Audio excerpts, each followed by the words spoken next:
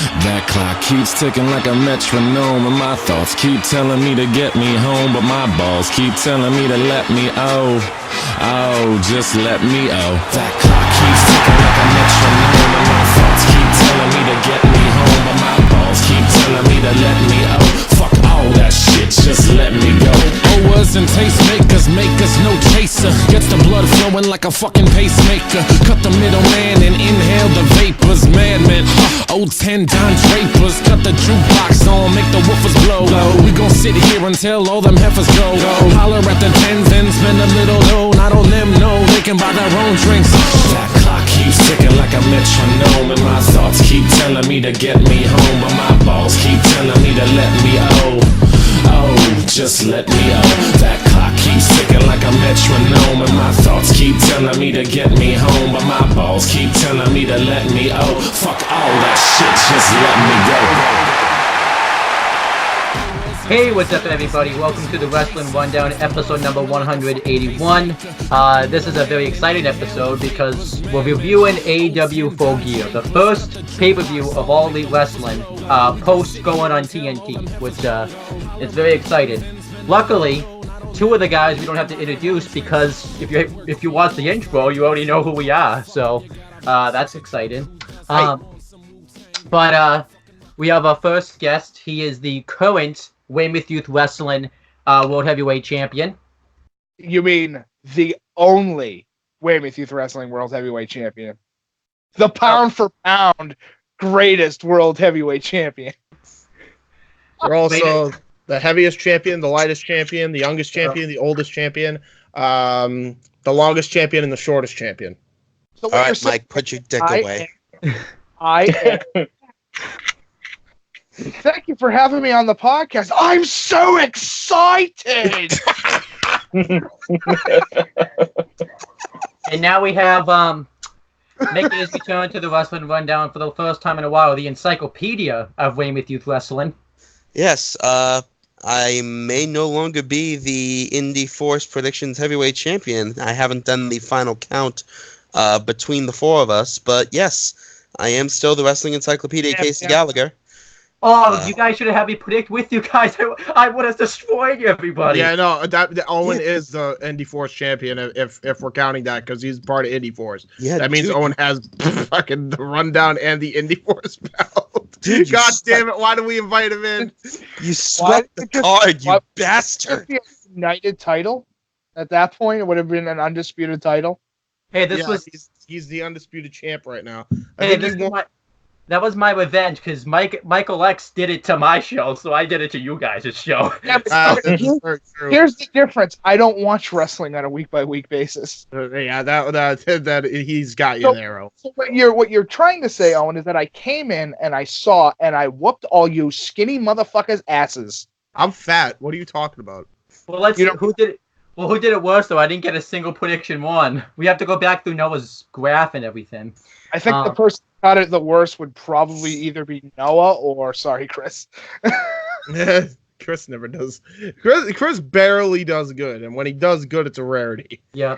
All right, but we have the next two guests first. The Lionheart of the Wrestling Rundown and Team Indy. Team Indy Force. Oh no. And and WYW, you forget. Yeah. Well, not yet. You mean the ass-kicking champion, according to his group nickname? My persona? Yes, your persona, Nikos, yes. Yes. I thought it's not your persona. That'd be awkward and weird. And then we have the next guest. He is The Holiday and making his return to the Wrestling Rundown for the first time since August. He was actually I think he was on the last video that was uploaded before video 2000, so that's exciting. Introducing. I guess he wants you to introduce yourself there, Mace. Oh, that's good. Yeah, to current two-time Team Indy Q prediction champion. So, me and good brother Chris are tied right now. Thank God you're not in Team IndyQ. You would have beat us all too, because we ended up me and him and the bonus points tied us at 8 in the whole predictions. We both went 7 for 8. So you would have beat us. If you did the no DQ Galaxy predictions, Owen probably gotten probably yourself in there. Well, I keep trying, but then I probably would lose. I probably would have lost the belt right away because I would suck on the New Japan ones probably. So, all right. So, yeah, we here to review AEW Full Gear. It took place Saturday, and it was an awesome show. A little bit of a spoiler. We'll give a letter grade at the end of the show. What the heck? What's there to spoil besides the rest of the internet already posting the match at the end of the night? For God's sakes! Yeah. But let's Nikos. First off, Nikos, why are you just? I'm only seeing your controller. I'm specifically seeing a trigger. Is it a My V phone trigger? is dying. I'm charging it. Oh. Hold it while you're charging it. I don't care. As long as it's landscape. Hold it while you charge it. Put it up your ass. We don't care. Yeah, we'll let him get his camera situated, and then. There we go. Yeah, there you go. There you go. All right, so let's talk about Full Gear. I think this is going to be the easiest rundown you've edited in a while, James, because it's hopefully just going to be... all it is just this review and then the picture of Full Gear logo. Yeah, no, there you go. Perfect. Hopefully we don't lose this video or anything like that. Yeah, right. God forbid. Oh, you guys know that story? I don't, but I don't want it to happen. Yeah. Anyhow. We get it. But yeah, let's get to Full Gear. We're gonna start with the pre-show, which we had on in the background. I did go back and rewatch it, but there was some notable things that happened. We had Excalibur and Jimmy Havoc have a fight. We didn't see the fight happen. We just know it happened. Because that's when we found out it happened, was doing the pre-show pretty much. So according to him, it wasn't much of a fight, but more something similar to the. According to Khan, it was like something similar to like the Big Show and Khali. So it was just it was just basically Excalibur threw a drunken Jimmy Havoc. There you go. So Excalibur threw one punch and Jimmy Havoc dropped, vomiting. He choked them out. So hold on, Nikos, use your pizza box. I can't. Just use it. I have no more pizza. I have no pizza. It doesn't matter. No, I'm saying there use is your no pizza box pizza. to hold your all goddamn right, look, phone up. I gotta call you back. All right, my phone is glitching out on me. What do you mean it's glitching out on you? I can see you fine. For me, it's the damn charger that I'm positioning is terrible. So I gotta call you all back. All right. Call us back. Yeah. Or just come back on once you're done. Never mind. Fuck it. Too late. Fuck it. Anyway, as you were saying, Owen. Yeah, but Excalibur and Jimmy Havoc had a fight. We can't wait to fight because we didn't see it, so we don't know how it was. 0 out of 10. Never watch again. It was a Mike Tyson pay-per-view fight. It was the bell rang. It was about 30 seconds, and everybody sat there going, "Dude, are you fucking serious?" But then, continuing, we had the actual pre-show actually kick off. We had Golden Boy as the host of it, which he was awesome as the host. I thought he did really good, and he 6 out of 10. The first thing we see is he's really coming into his own as an analyst. Absolutely. The first thing we see is Frankie Kazarian and Scorpio Sky get interviewed. They talk about how they're gonna leave with the AEW World Tag Team titles and enter as tag team champions. They talk about how they're going to defeat the Lucha Bros and Private Party, and that this is the worst town that they've ever been to. It was quite an awesome promo because it's Frankie Kazarian and Scorpio Sky. What do you want? Do you want them? What do you expect? And need I remind you that Scorpio Sky's only in this tournament because Chris Daniels got assaulted before their match with. Well, quote unquote assaulted. Yes. Yeah. And we had a little video package for B. Priestley. This was kind of her side of the story, talking about the Britt Baker feud. She talked about how she doesn't feel like she has to be professional because you win a wrestling win. You should be able to take these bumps and be able to take these scares, and how Britt Baker is everything that everyone wants in a women's wrestler 5 years ago.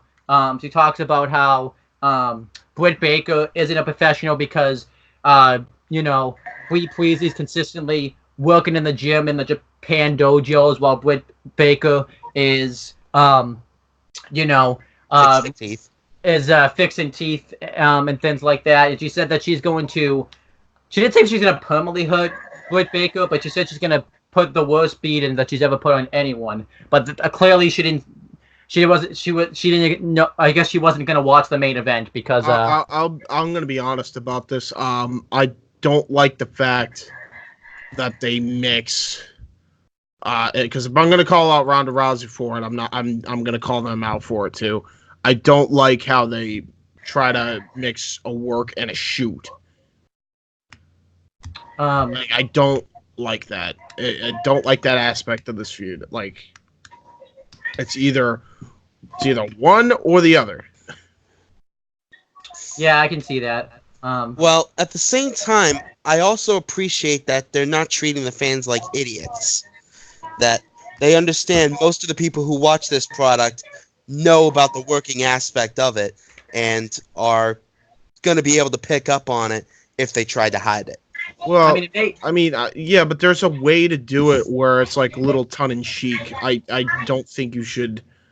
I don't think you should do this whole thing where you how do you say, like, mix kayfabe and reality. It never works. You need to stick with one or the other. I say depending if you can. It's a conceptual thing than anything else. If you're able to mix your gimmick and your what is going on?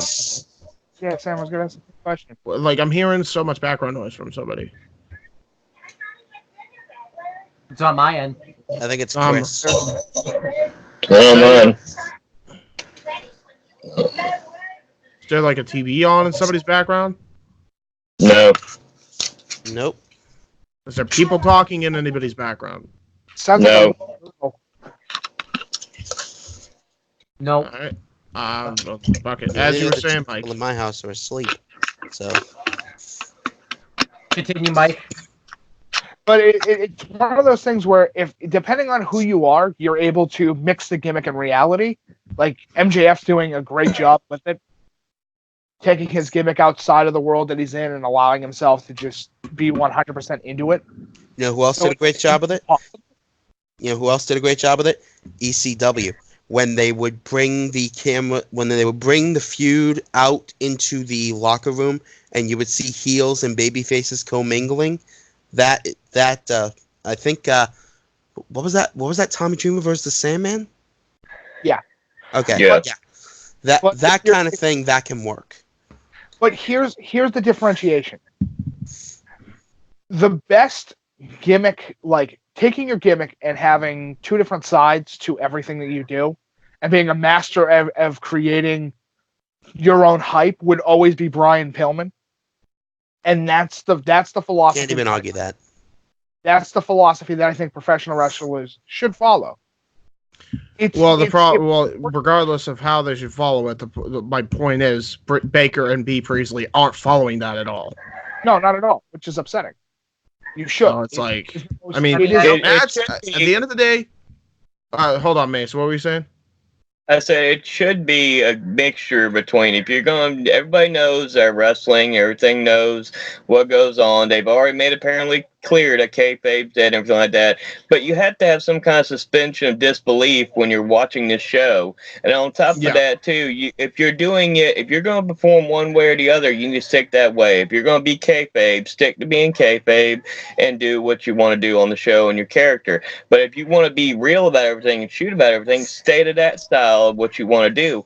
Don't try to mix both, because then you're going to confuse people that are watching the show. If somebody turns it on and then sees you act one way one week in your promo, so that in the next week you're acting completely different, you're going to either confuse people, or someone's going to be like, well, wait a minute, one day she was this and the next day she was acting like this. You got to have if you do the mixture of both, you need to make sure you don't blur the lines, either stay one way or the other. Yeah, 100%. I agree, because this I don't mind them using the injury angle for the feud, but they shouldn't be talking about kayfabe and other things like that. Yeah, like, oh, you got to protect your opponent when you're in the ring. No, you don't. We don't know that, or even if we do know that, we shouldn't. As I said, like, it's one thing if you want to bring up the concussion. That was legit. You don't do the whole, let's break kayfabe and shatter it in front of everybody's eyes. I never will agree with that. Even if people do know about the ins and outs, like, I will never agree with that on the TV sense, on a pay-per-view sense, anything. If you're good enough at telling a story and making sure that the people that are watching know that, yes, it's not 100% real, because if you're smart enough, you should fucking know that automatically. But, and this is the big but, you should be able to look at this and go, okay, yeah, there's some actual heat. I can feel like some format of actual heat between these two. There's some format of issue that's going on. Kayfabe, some people can say that kayfabe is dead, and it is to an extent, but it should be maintained. Even if it's broken, you should try to fix the pieces as much as you possibly can. Yeah, exactly. Now, again, that's only to a certain extent. As a bad example of keeping the kayfabe, as much as I hate to speak ill of the dead, I got to bring up Leon White. Yeah, true. Yeah, that's very true. Fair enough. Yeah. All right. With that being said, we put it this way. For me, it will never hurt the enjoyment of the show, because I'll be honest, I saw that after, and I gave a grade like after I watched the show, so I'm not really gonna stray away from it too much. Yeah. So it did not hurt my overall enjoyment of the show or the match itself. No, the match itself was very, very. So then, continuing, then we had Joey Janela get interviewed, and this was awesome. He basically just goes off on Sean Spears and talks about how everyone just sees me as this hardcore deathmatch wrestler, but tonight people are going to see how I can use my hands and my in-ring wrestling ability to absolutely annihilate Sean Spears and Tully Blanchard. The guy was crazy when he was talking. It was quite awesome stuff. Like, say what you will about Joey Janela, but Joey Janela is a hell of a fucking promo. Yeah. Yeah, he is. I agree with that. Is the buy-in on YouTube yet? Yes. Yeah, 100%. All right, because I didn't come into the buy-in until about 15 minutes in, only because I completely lost track of time. So I'll check that out after we get done here. Then Joey Janela fucking showed what he could do on the microphone. He's been on a roll lately. He's had a great match with Omega, 2 great matches with Omega. Cut a hell of a promo. Just generally been killing it. When did he fight Omega? On Dark? Dark and Dynamite. There was it was an unsanctioned match on Dark and a regular match on Dynamite. Mm-hmm. Both of which he shined in. Yeah. Well, as I said, I'm slowly working my way through the AEW backlog up to this point. I should be caught up by the time of a week from Wednesday, God willing. Yeah, right. And then Heyman, Adam Page, before that, had an interview, and he talks about how he's going to beat Pac and get himself up the rankings to get a AEW World Championship match. Nice, simple promo. And basically says he's been in a rut, too, since he lost the first AEW World Championship match. So that was a hell of a promo. Then I think that was it. I think that was all that happened on the pre-show. Everything else was just video packages that I've already talked about and such. So,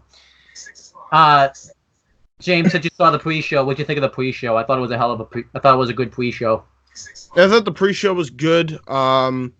Great match. Good promos. Other than that one thing with the whole my whole philosophy on the whole kayfabe thing with the Baker, B Priestley feud. It was a great pre-show. Again, the buy-in is better than the fucking kickoff. That's not surprising to anybody here. Miles. Yeah. So we had the buy-in. And it's not 2 hours long. Yeah, exactly. Thank you. Yeah, so we had the buy-in. We had the commentary team of Excalibur, Golden Boy, and Taz. And I believe... Which I marked the hell out at. Yeah, and I called. I couldn't believe it. The fact that Taz came out. Yeah. I believe too. He says yin bags on commentary because it led to a whole joke between all of us. Except No, I just said it because I'm like, it's the most iconic line he's ever said. Yin Right, the bag. yam bags. Oh, he's got him. He hits him right in the bread basket, right in the yam bags. And it's like, oh, God, I didn't stop the entire night. You never heard it? It's super funny. When was this? When he was in Like SmackDown. a SmackDown. It was a SmackDown show like forever ago. I always liked when he said ham hocks. He probably did. He probably said that too. But anyway, Undertaker's got a ham hock on him for sure. Oh yeah, the fists. Right. Yeah. Then we had the first match on the buy-in, the first AEW pay-per-view match since going on TNT. It was Britt Baker, DMD versus B. Priestley. Britt Baker just immediately charges the win, immediately tackles Bree Priestley to the floor and just beats the crap out of her. But then Bree Priestley starts to get some offense. They tell the story where she kicks her in the back of the head, and she starts to target the head, since that's where she got the concussion before. And Bree Priestley hits a reverse escape suplex, which was awesome. Really enjoyed that. She gets her into the Weagle stretch, but Britt Baker gets to the ropes. Britt Baker hits a couple of Britt Breaker. I didn't mean to say that, but Britt Baker. I feel like that should be one of the name for one of her new finishers. She hits the 2 slim blades in a row.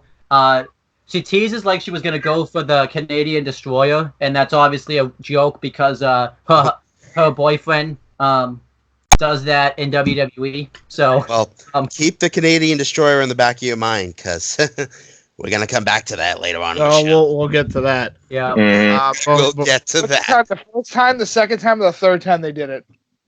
I do not remember which number it was, but you will know exactly which one when we get there. Yep. But before we continue, I believe Nikos is now fucked. Why? Because he can't get back on? Oh no, he could get back on, but his charge. You know how iPhone chargers are absolute dog shit after so much usage. Yep. Yeah, his has a tear. He ain't get back on.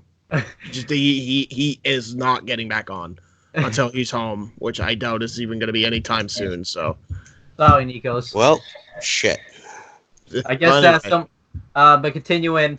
Yes, but instead she doesn't do that Canadian Destroyer. Instead, she does like a sunset flip roll up, which was not so nice. Britt Baker hits a double stomp right across the back while B. Priestley does it while Britt Baker's on the apron. That was cool. She nearly gets the win, but then Britt Baker finally gets the win, which she does. I want to call it the Yanker, but what is it? Oh, Lockjaw. It's Lockjaw. Lockjaw. And, it's Lockjaw. It's the Yankum's what I call it, but it didn't get over. I sad. Yeah. Sad. I mean, I riff on Kane. God. No, I'm not. It's not a game. It's Dr. Isaac Yankum. That's the joke. Yeah. I said they riff on Kane.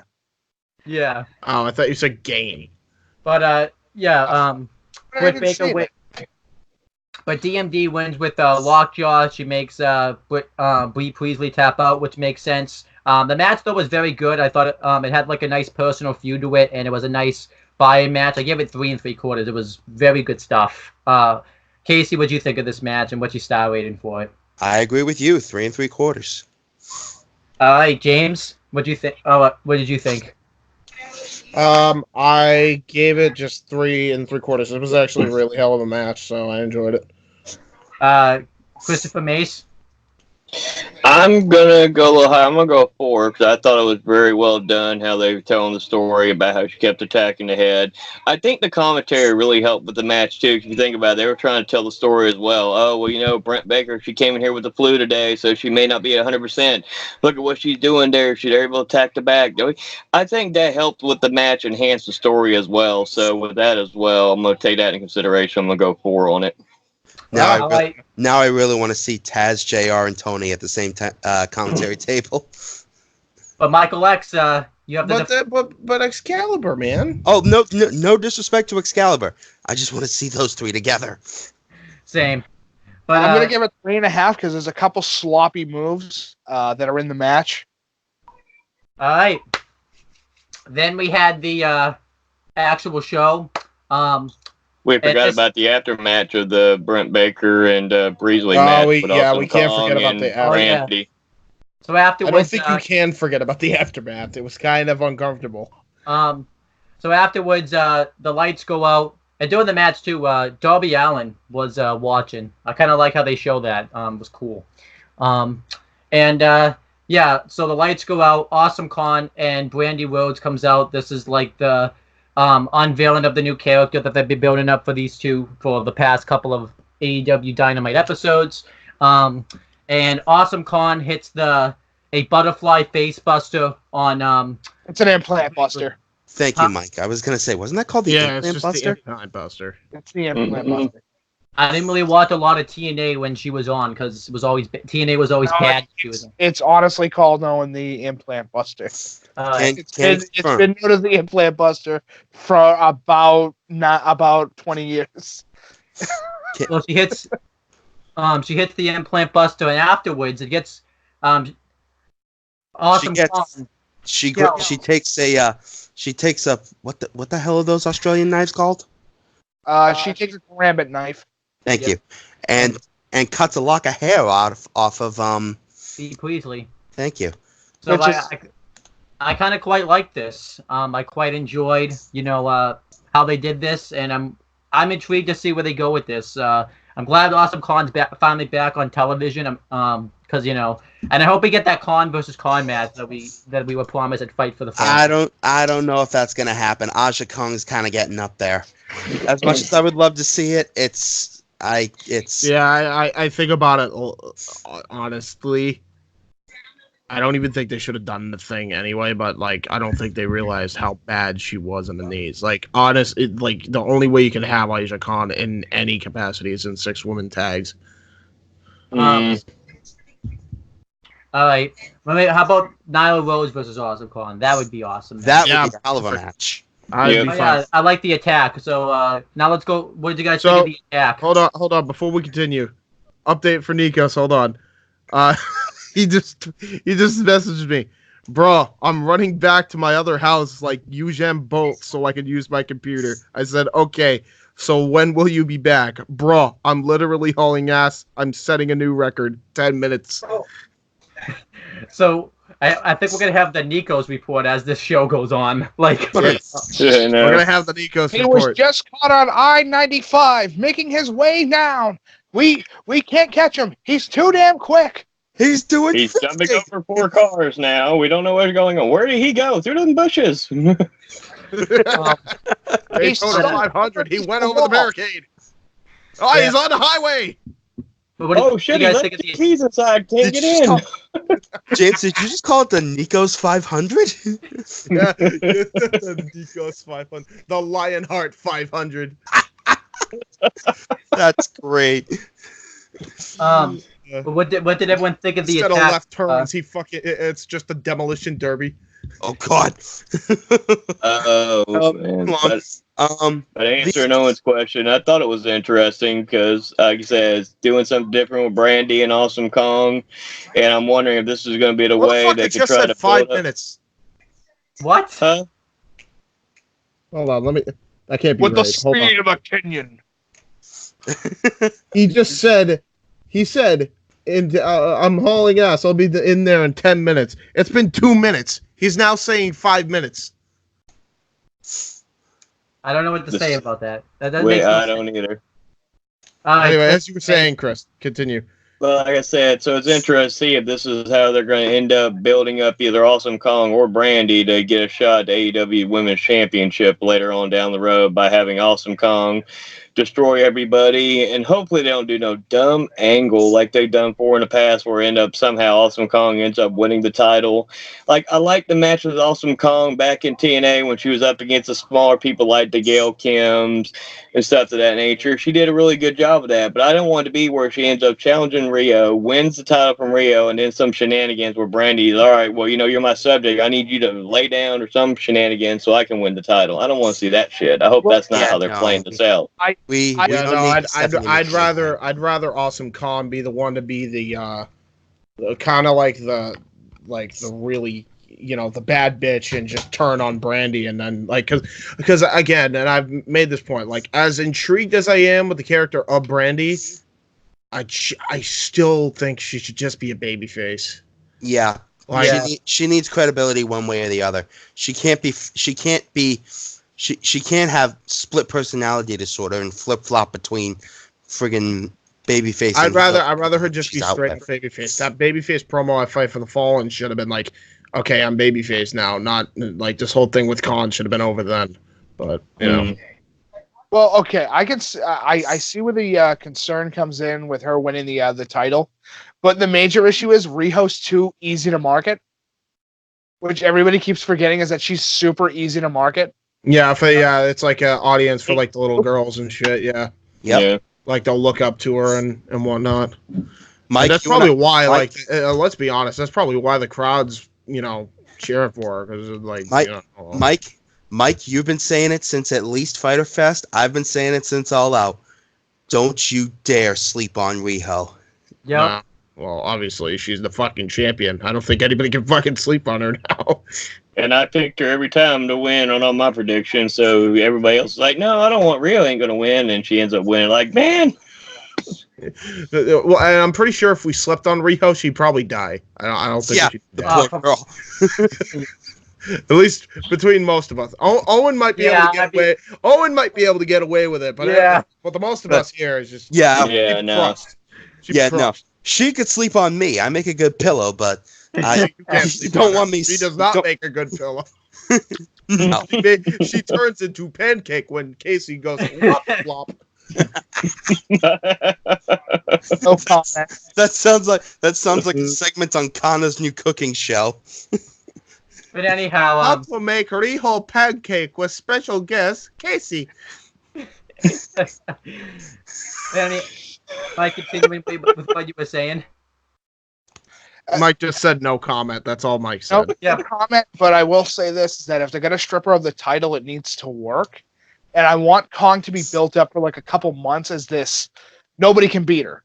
Yeah. That way when the match becomes a thing, because Riho has not lost a match yet. She has not. Singles match, yes. She lost a tag match, I think. Yeah, she lost tag match with Doctor. And Emi Sakura. Yep. Oh, I'm sorry, Sakura. I don't want to be like JR by accident and call her Sakura, and then he legit said, "God damn it."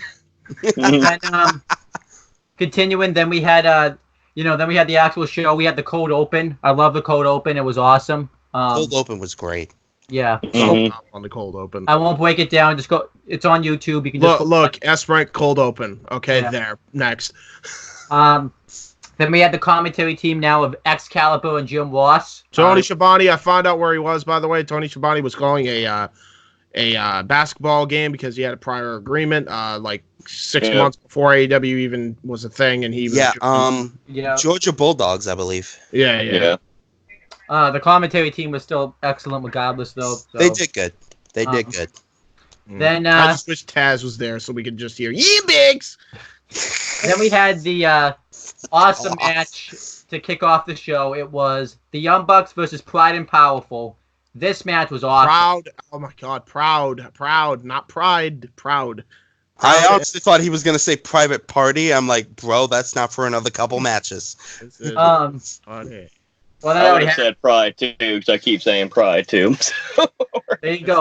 Listen, this is not the MMA group. Yeah, no. Although I will admit, it's taking me a lot of willpower to not just refer to them as LAX. Yeah. So. Yeah, Mike does it just because he's like, fuck. Just because they are LAX, you mean? No matter how much you try to change their name, they're still fucking LAX. No, in my opinion, LAX is Homicide and Hernandez. Eddie Kingston, Homicide and Hernandez. That's the OGs, motherfucker. Yeah. They did a match between them in Impact too, right? The OGs versus LAX, the OGs versus the LAX, yes. But I'll get to see Hernandez this Saturday at Elite Championship Wrestling that I'm going to in my hometown, so I'm happy about that. Hey, Hernandez is a super mix. Yay. I want him on NWA just so he can be with Eddie Kingston. Eddie Kingston's just a mic worker. Yeah. Starts swearing up a storm on NWA. Censored or uncensored? But then we had which makes it funnier. But the match, because all it is holy shit! You just came out of nowhere. I am alive and out of breath. You have bionic legs. We were trying to determine this. So Nico's real quick. Your thoughts on Britt Baker versus B. Priestley and your star rating for the match while you're here. Good match. 4 stars. Okay. Yeah. You agree with me. Yeah, this match though, we're talking about by the way, just so you're up to speed, Nikos, we're talking about the Young Bucks versus Proud and Powerful right now. Alright, cool. So yeah, the match starts off, the Young Bucks dominate the beginning portions of the matchup, and anytime Proud and Powerful tried to cheat, the referee would either catch them or they would just suck at cheating. And the Young Bucks would just see it coming a mile away. It was quite awesome. Remind me who was reffing this match? Rick Knox. I think it was Rick Knox. Remsburg. I don't know. I think it was Rick Knox. Because he's like the Young Bucks ref. The one with the high pitched voice, which I believe is Rick Knox. Yeah. But then eventually, Proud and Powerful get the heat on Nick Jackson throughout the beginning portions of the matchup. Then Matt Jackson gets the hot tag, and they start hitting suicide dives, and he goes for a penalty kick on the outside, but then he misses it and goes right into the steel. It wasn't even a penalty kick. Specifically, it was like he was trying to go for a mid-side kick, and then he moved out of the way and just smashes his leg into the post. And then I winced like a bastard when I saw that. It looked brutal. It was brutal. You know what the funny thing is too? He probably just had a shin pad to protect himself underneath his pants. Then regardless of whether or not he did. Yeah. Then they throw the Young Bucks like over the guardrail, and before the match had started, we saw that Rock and Roll Express had bought tickets to the show, and pretty much this tied in since Proud and Powerful took out the Rock and Roll Express a few weeks ago, and Proud and Powerful target the leg of Matt Jackson. They hit him. They get him into sharpshooters, half Boston crabs. They just go after the leg of Matt Jackson. Then eventually Nick Jackson gets the hot tag, and pretty much once the hot tag happens, the match just gets awesome. They hit a sliced bread powerbomb combination. They go for it. I believe Santana goes for a moonsault, and the Young Bucks catch him right off the bat with a super kick. With a double super kick. They took a little inspiration from Cole with Cole Ricochet. Then we had the powerbomb blockbuster combination, but they didn't get the win. And then eventually the Young Bucks go for you mean the Street Sweeper? That's their finisher name, the Street Sweeper. Mm-hmm. And the Young Bucks get them into double sharpshooters. Then they go for the Meltzer driver, but and this is James likes to point this out. A lot of people say that Young Bucks don't have good psychology. Matt Jackson sells the knee, so he sold it like a mofo. Like again, like I'm tired of people saying they don't. It's like they're trying to find little things to gripe about because they have blind hatred and they don't even realize it. And they say they're impartial, but they're not when it comes to, the Young Bucks. Regardless if you like the Young Bucks or not, they sold their asses off here. And I can appreciate when they sell. And they sold here. I appreciated it when they did it at Wrestle Kingdom 12. I'll appreciate it here. They did great here. Then Proud and Powerful get the win with the reverse Street Sweeper, which was awesome. And they beat the Young Bucks, which makes sense because, they're the newest tag team coming in, and they really needed to get the big win. They haven't had a big win yet, and you want to build up that inner circle stable. No one should look like a loser in that stable, so it worked. And afterwards, before we get to everyone's star ratings, I figured I'd break this down. They continuously attack the Young Bucks. Sammy Guevara comes out, and they all attack the Young Bucks. And the Rock and Roll Express come out, and they start Yeah, they climb over the barricade and they start attacking Santana and Ortiz. Yep. And then I believe Ricky Morton hits a Canadian destroyer. A sunset Canadian destroyer. Yep. And I about shit myself. That was amazing. I was calling that too. So Nikos, Mike, and Owen were there at Chris Dodd's house when I explained that, dude, I've seen this dude do Canadian destroyers. Almost on cue, he does the fucking destroyer. Yes! And then it gets better. He does a suicide dive on the outside. I believe I love him. I love Ricky Morton. And Ricky Morton is 67 years old, and he's pulling out Canadian destroyers. This is so cool because even though they're not winning it up, dude, calm your tits. You're almost 70. Yeah. Fuck you. He'll tell it to you to your face. Fuck you. I'll do what I want. By the way, I just got a quick question too. Did any of you watch Being the Elite today or not yet? No, I have not. Do you want me to say what happens then, or do you want me to not spoil it? Don't spoil it. I want to see it now. Yeah, if it involves the rock and roll, I'm watching it. I'll just say the Rock and Roll Express make an appearance. That's all I'll say. I'm gonna watch it. It's a very worthwhile appearance. Yep. But what were you saying, Mike? Spoiled it. Well, I didn't say what they do on there. So, what was it? Oh yeah, I think this is cool too because they literally just like this week just debuted on NWA. Well, not debut, but returned on NWA Power. Literally that week. So it was so cool. Wait, the Rock and Roll Express work a match in NWA? Not yet. Yeah, they're on NWA Power. I do the review show every week on my channel. They've been on. They did a promo video package of them, and then this last episode on Tuesday, they appeared in the main event. But they're gonna not the main event. I'm sorry, I apologize. 2 weeks ago, I apologize. 2 weeks ago. But this week's main event was Cabana versus James Storm for the NWA national title. The Rock and Roll Express wrestling in NWA. What fucking year is it? Yeah, they're stand.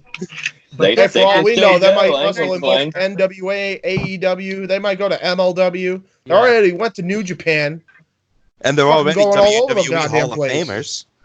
But this match was all types of. But this match and segment was all types of awesome. I give this match 4 3/4 stars. It was a great opening match. The match itself is 4 3/4 stars. Really hot opener and a fucking great segment right after it, which is thumbs up. One thing I wanted to say that I forgot to say. One thing I liked about it too is the heels got the win and the baby faces got to get the comeuppance they got their heat back. Yep. So I liked it. But Christopher Mace, what did you think of this match and what's your star rating for it? I'm gonna give 4 3/4. Actually, one of my 2 favorite Young Buck match. I said I've liked them, I've disagreed. I've liked them, haven't liked them, haven't liked them. I said sometimes their matches what the fuck to me, 'cause I'm good. I like storytelling, but these guys of late have been selling their asses off, and I think the involvement with the Rock and Roll Express at the end with the aftermatch. I loved it. Like I said, they're on NWA, which makes me kind of wonder, do they have some kind of working relationship with the NWA? Because Rock and Roll Express is part of the NWA right now. It makes me wonder if they have some kind of working relationship with AEW right now. Bro, if we see Nick Aldis on AEW TV, I am going to shit a brick. Well, he keeps referencing without saying Cody's name. He's been referencing him lately. The last 2 weeks. Owen.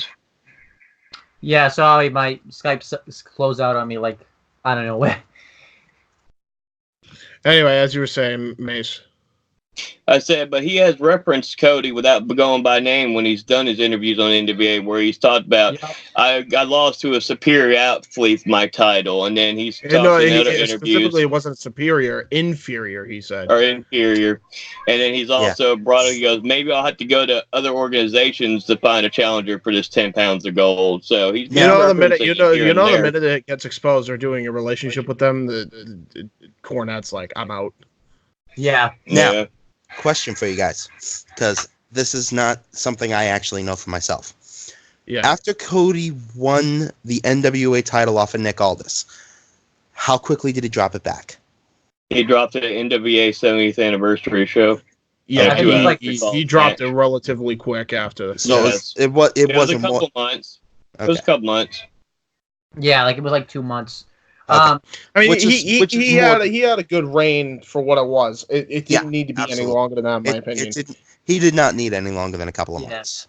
As we said, as Owen and I said on the All In review for the Retro, it was like All In was not AEW yet. All In was in essence a celebration of independent wrestling. It was a celebration of companies like Ring of Honor and companies like Impact and companies like NWA, companies like PWG, New Japan, all these different independent big companies that everybody knew about. Yeah, and even the ones nobody knew about. Yeah, like exactly. Joey Janela's company he was running. They had talked about on that. Yeah, show. yeah, Joey Janela's company. Like there was so much. There's so much that was involved into making All In. And the thing about it is too, before we continue, All In pretty much single-handedly. I think without All In, WWE goes out of business. There is no wrestling anymore because I was worried about that for the longest time with their decline. And All In single-handedly not only would save themselves by creating All Elite Wrestling, but saved pretty much every other wrestling company. Impact's back to prominence. NWA's back to prominence. NXT is on the right now. NXT is going to a higher level. Yeah, exactly. Hopefully. Even NXT, it was like a byproduct of it, and that's the thing is like wrestling's fun again because of All In. Yeah, and really the only one that's really suffering is Ring of Honor, and that's Greg the Office Boy's fault. By the way, #fuck Greg the Office Boys. I stand with Joey Mercury. Anyway, amen. I'll give him that too. Quick question, James, because I haven't watched the video yet. Did you mention how I scared you during the All In? Oh yeah, when Cody did the roll up, Casey's like, Cody's champ. I'm like, what? The exact way it went down. Perfect reenactment. Nick Aldis hits the rope. Sunset flip attempt. Nope. Cody sits out. Cover. Yep. 2. Cody Rhodes is NWA champion. James jumps like a foot out of his skin. Because I was like, the way everybody. For those who know Casey, you know how Casey screams when he gets wicked excited. Yep. Joey Styles gets very ball tingly. Yes. That's what happened, and I just jumped, and I didn't expect it. Anyhow, back to you weren't even looking at the screen when it happened. That's what made it better. As we were saying. Back to Full Gear. Casey, what do you rate this match? The Young Bucks Loud and Powerful match. I gotta go 4.5. All right. Mainly because, not that I don't like that the Young Bucks are selling. I'm just not used to them selling, and I would love to see more of it. All right.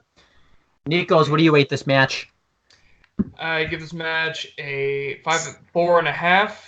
I would originally rate them a 4, but the Rock and Roll Express man, at least you got to give him at least half a point. You got to give it up for Robert Gibson and Richard. It wasn't even Robert Gibson. Robert Gibson just stood to the sidelines. I'm just gonna let Ricky Morton go nuts. I'm just here, man. I'm just here. I'm the side chick. Did you rate the match yet? Because I don't even know because I was off it. Did you? Yeah, 4 3/4. Mike, what did you rate this match? 4.5. All right. What did you rate the segment after? We're rating this. It's a part of the match. Yeah, it's part of the match. Shit. Yeah. Christ, James, we're not rating 2 things that happen in one. Well, technically, segments and matches are different. But this happened like 2 seconds later. Fair enough. All right. Nikos gave his rating. Mace, you gave your rating, correct? Yeah. All right, cool. All right, we're all set. Next thing. So the next match, was, I have to look it up because I didn't take the notes because I really didn't have It was Adam Page versus Pac. Yes. This Cowboy shit versus Jordy shit. This match was great as well. Is he 2-pack, 6-pack, or just pack? Just pack. He's just a bastard. How about that? Yeah, that's right. Adam He's a Page. The Adam king Page annihilates. is dead. He's the king of the packs. Oh God! He's king of PAX East. Get the fuck out of my head, Nikos. But Adam Page annihilates Pac in the beginning portions of this matchup. He throws him like 2 times in a row right into the guardrail, which I love. Because it's bicycle racks this time, not barricades, so I love it. Yep, the steel bicycle racks are back. Crowd is like red hot as soon as the match is starting. So And Pac then starts to dominate Adam Page. He takes out his leg, which ties into the story because, when they he attacked his leg on that Indy show. Yep. And he goes after the injured leg of Heyman Adam Page. He throws him into the guardrails like twice. He throws him into the post. And Pac hits a springboard moonsault, which was awesome. Heyman Adam Page mounts a comeback. He hits a wicked big boot, which I think is funny because we were literally talking about Test as it's just like AEW just knows our head because I believe Michael X. Oh yeah, because we were talking about Grado and the fact that he did a big boot, and then all of a sudden he does a big boot. Yeah, so it's so cool. I love that cool stuff. Then Heyman Adam Page hits a fallaway slam. Pac hits that superplex that he does, and I just love that superplex. And Pac goes for the Black Arrow like several times, doesn't get it, but then eventually gets it. But Heyman Page kicks out. Heyman Page goes for the buckshot lariat, and he doesn't get it the first couple of times. He gets super kicked, and then he, Pac puts the ref in front of him and such, and eventually finally tries to go for a boot, and then he gets his leg caught. That's what I love about AEW. Every finishing move that they go to hit's a struggle. It's not just they hit moves, and they don't mean anything. They're struggling to hit the moves. Because I will say it again, and this is why you can excuse a lot of finisher kickouts. Wins and losses fucking matter. Yep. And then they do a callback to the match on TV on Dynamite, the first episode, when Pac puts the referee in which I actually just watched for the first time a couple days ago. He goes for the low blow. Heyman Page catches him, and he big boots him in the gut, and then he hits the dead eye, and he pins Pac for the win, which I'm actually all right with because I predicted this to happen. Because a lot of people, I think, are going to get worried that only the ex-WWE guys are winning. So this hopefully will put that worry away. Plus, it made sense for Heyman Adam Page to win. He has been kind of, not he needed to win more. He absolutely needed to win. He did. Yeah, Plus, he hasn't done his signature in like a while now. Like when was the last time he did that? So after All Out, he needed a win. Yeah. But this match was great. I gave it 4 1/4. It was quite a great match, and it was a great culmination to a feud. I'll same here, 4 1/4. I'll agree with that. I'll agree with that too, 4 1/4. Michael X, Nikos? I said the same thing, 4 1/4. Nikos, you get to decide and vote. Carried unanimously. 4 1/4. There we go, 4 1/4. So all unanimous. Great unanimous vote. Then Like an 8.5 out of 10. 8.5 out of 10. Get some good meat. Pretty good. We When had, not top, pretty good. Then we had Sean Spears with Tully Blanchard ringside versus Joey Janela. I love Sean Spears' entrance. Awesome. Sean Spears got one of the best theme songs in all wrestling right now, Not for theme sure. song- not just theme. That's another thing I have to mention. AEW can do entrances and entrance music. Yeah. Yeah, they got wrestling flow. The funny thing is, none of the wrestling themes sound the same or are done by the same artist either. Yeah. Yeah. I really like John Moxley's theme. We'll get to his match later, obviously. Yeah. But anyway, you were saying, Mike. Are you saying that they don't have to steal their music from other people? Mm-mm. Wow. Well, Actually, original novel concept. Go watch the live reactions for NXT UK Takeover Cardiff and All Out, and you'll get the reference that we're talking about. Actually, don't go watch those reactions. That show sucked. The All Out portion. In my opinion, yeah. It Yes. did. Some people disagree with that, but man, All Out was great. Cardiff. It was fantastic. The show that called Fire was didn't suck. Horseshit. Cardiff sucked with 3 matches, but then the main event saved it by leaps. By a slight margin. We'll just actually, my opinion. Actually, that match, James, that match, I got to talk to you about that after we get done here. Yeah, I got you. I'll say one more thing, since I'll probably never get to say it to Casey and Nico's ever again. We're the only 2 podcasts in the world hate that show, and we're the 2 podcasts. So, what about you, Mace? Since we're on the topic, the whole Cardiff show. So, because specifically the reason why it dragged it down for us was the fact that Gallus didn't even factor into the finish of that 3-way dance tag. And let's not mention the abysmal booking of Joe Coffey and the abysmal booking of Toni Storm when she cried. I thought the weakest match on that show was Toni Storm, the women's match, and I got grief for that, but that was the weakest match. I thought Cesaro and Dragunov was great. I like the tag. Okay, for the tag team titles, I thought Gallus should have won, but now seeing how the story played out, now I like that Gallus is champions now and how they became champions, because at least they got to keep going with the program with it for a little bit.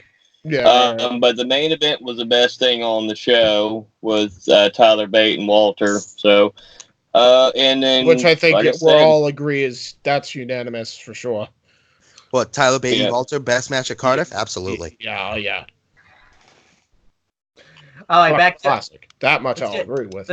We're in a completely different company. Let's get back. Back to actual relevant stuff. So we had Sean Spears with Tully Blanchard versus Joey Janela. This was the sleeper of the night. This match was really good. I agree with that. Joey Janela starts just beating the crap out of Sean Spears. He hits a suicide dive on the floor. Yeah, no shit. He got a fucking cigarette burnt on his tongue by Tully and Sean Spears. I'd be pissed too. Owen, are those tongue depressors in your hands? Oh, yeah. What happened to your screws? They broke.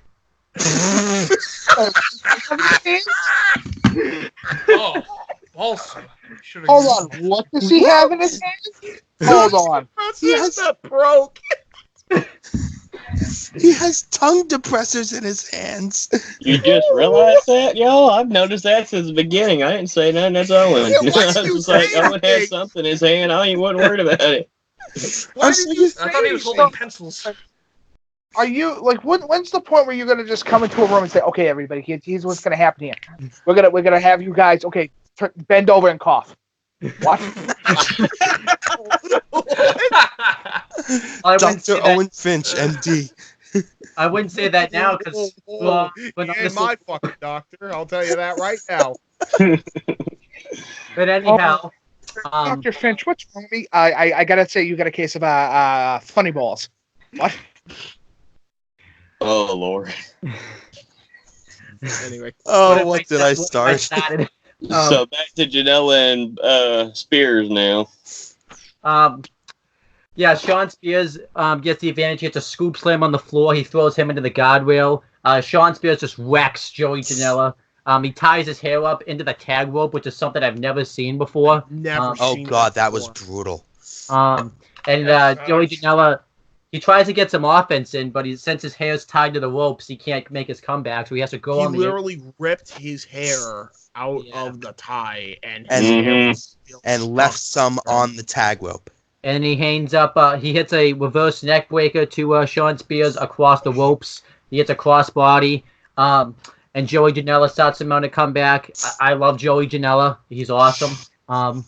And then eventually Sean Spears, Tully Blanchard keeps interfering. And then eventually Sean Spears and Tully Blanchard hit an assisted power driver on the floor, which was the way they were able to do this too is because the referee has his back turned because Sean Spears ripped a piece of the turnbuckle off.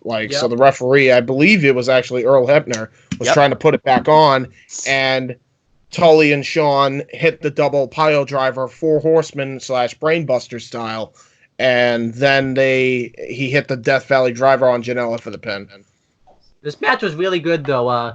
It's a sleeper. I feel like a lot of people don't remember this match as much because, of all the great wrestling we had on the show, but don't sleep on this match. I give it 3.5. This was a 3.5 match, and it really did great. Again, innovative shit I've never seen in wrestling. That tag rope spot was great. It's the sleep night, but you know what? I'm okay with it being a sleeper because it just shows how technical both athletes are in the ring and what they're willing. Not only that, Mike, it shows how deep this roster really is. Yes. And there's I've looked over at the roster and I'm like, it's not a huge roster. There's only 40 athletes on the roster? We went so far, yeah. We went through it. Yeah, and that's fine.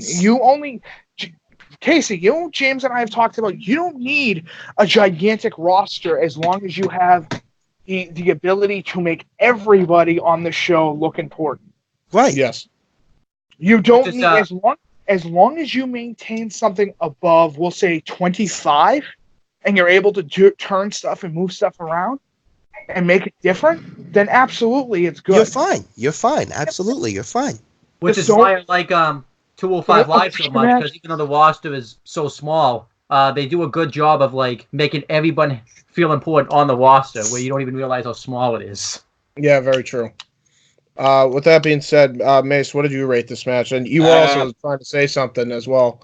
I give it 3.5, but like I said, I also think the addition with Tully Blanchard being there in Spears' corner, I think that's a great combination. I like the old school feel, bringing the managers back with wrestlers. Like I said, I love that aspect of it. And one of the best managers you can have right now currently have the original member of the Four Horsemen with Tully Blanchard guiding them along. So I do like that. You know what I wish they did too? I hope they do that with more guys too, not just with Blanchard. Yeah. I hope we and also you also have to remember, Tully Blanchard is probably, barring Ole, Tully is probably the most underrated member of the Four Horsemen in both brains and skill. Mm-hmm. I would disagree because Tully has at least gone for major gold.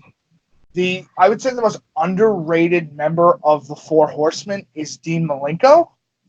100%, yeah. If we're talking about all incarnations, yeah, Dean Malenko. Okay. Then we were talking about Malenko, the absolutely. 4. I was just referring to the original 4.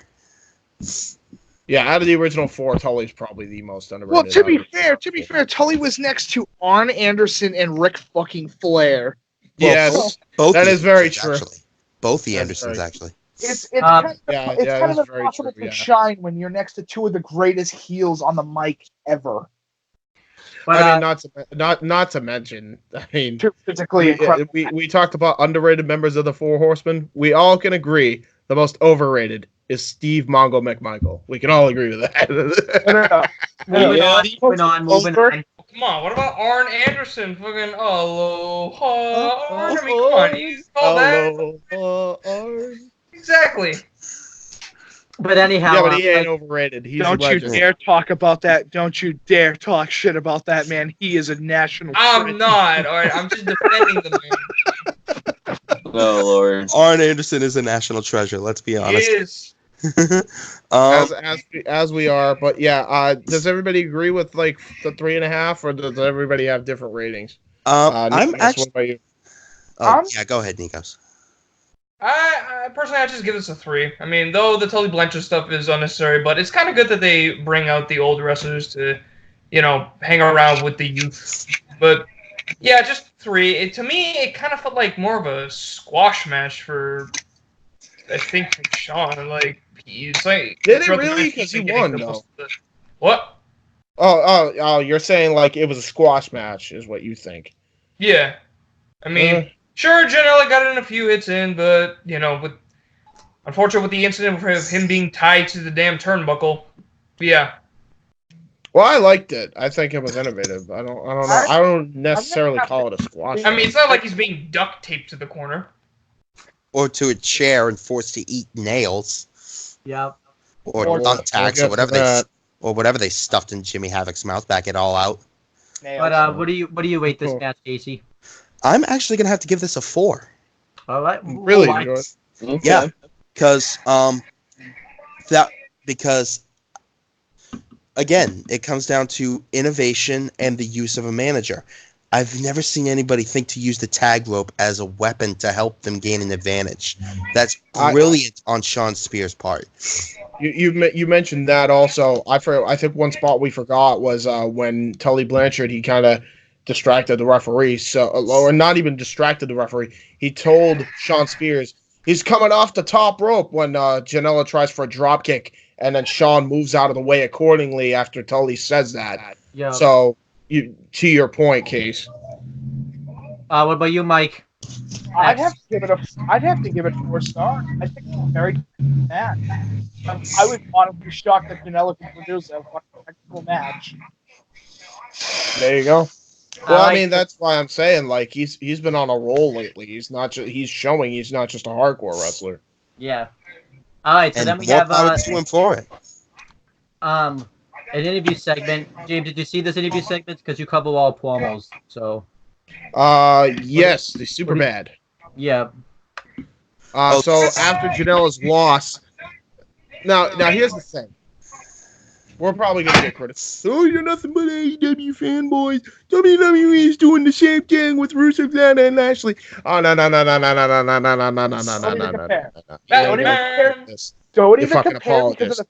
Don't even compare because of the fact that Rusev, Lana, yada yada. Dude, it's not comparable by any extent because of the fact that it's written by creative individuals. You're comparing. Let's talk about here's the one reason why it's already different. Wait, Casey wants to say something. Number one, you're comparing a bushel full of apples to apple crisp a la mode. We're gonna have the big words. Shit. Yeah. As I was saying, here's the deal. This storyline with Kip Sabian and Penelope Ford and Joey Janela. This is look at you, your bad self. Right. So that's the whole deal with Joey Janela. As if Joey Janela wasn't already dejected enough. You have Kip Sabian. He's coming out of nowhere. He's getting interviewed by, I don't remember who it was that interviewed him. Golden Boy. Golden Boy. It was Golden Boy. Okay, fair enough. Golden Boy interviewed him, and he's like, he's like, what's your name? Golden Boy. Yeah, I'm not gonna remember that. And then he just goes on. He talks about how Joey Janela he calls himself a bad boy, but there's a reason I'm called super bad. Out of nowhere, here comes Penelope Ford. I'm glad they actually kind of brought this to light. Basically, Kip Sabian spent the entire interview being British. He was great at being British. British thing for his character. That's the thing. So Janela was kind of there. Like, Mike, it's your TV. I swear to God, it's your TV. It's I not. hear it in the background. Mute it. Can I prove that it's not my TV? It's somebody's TV.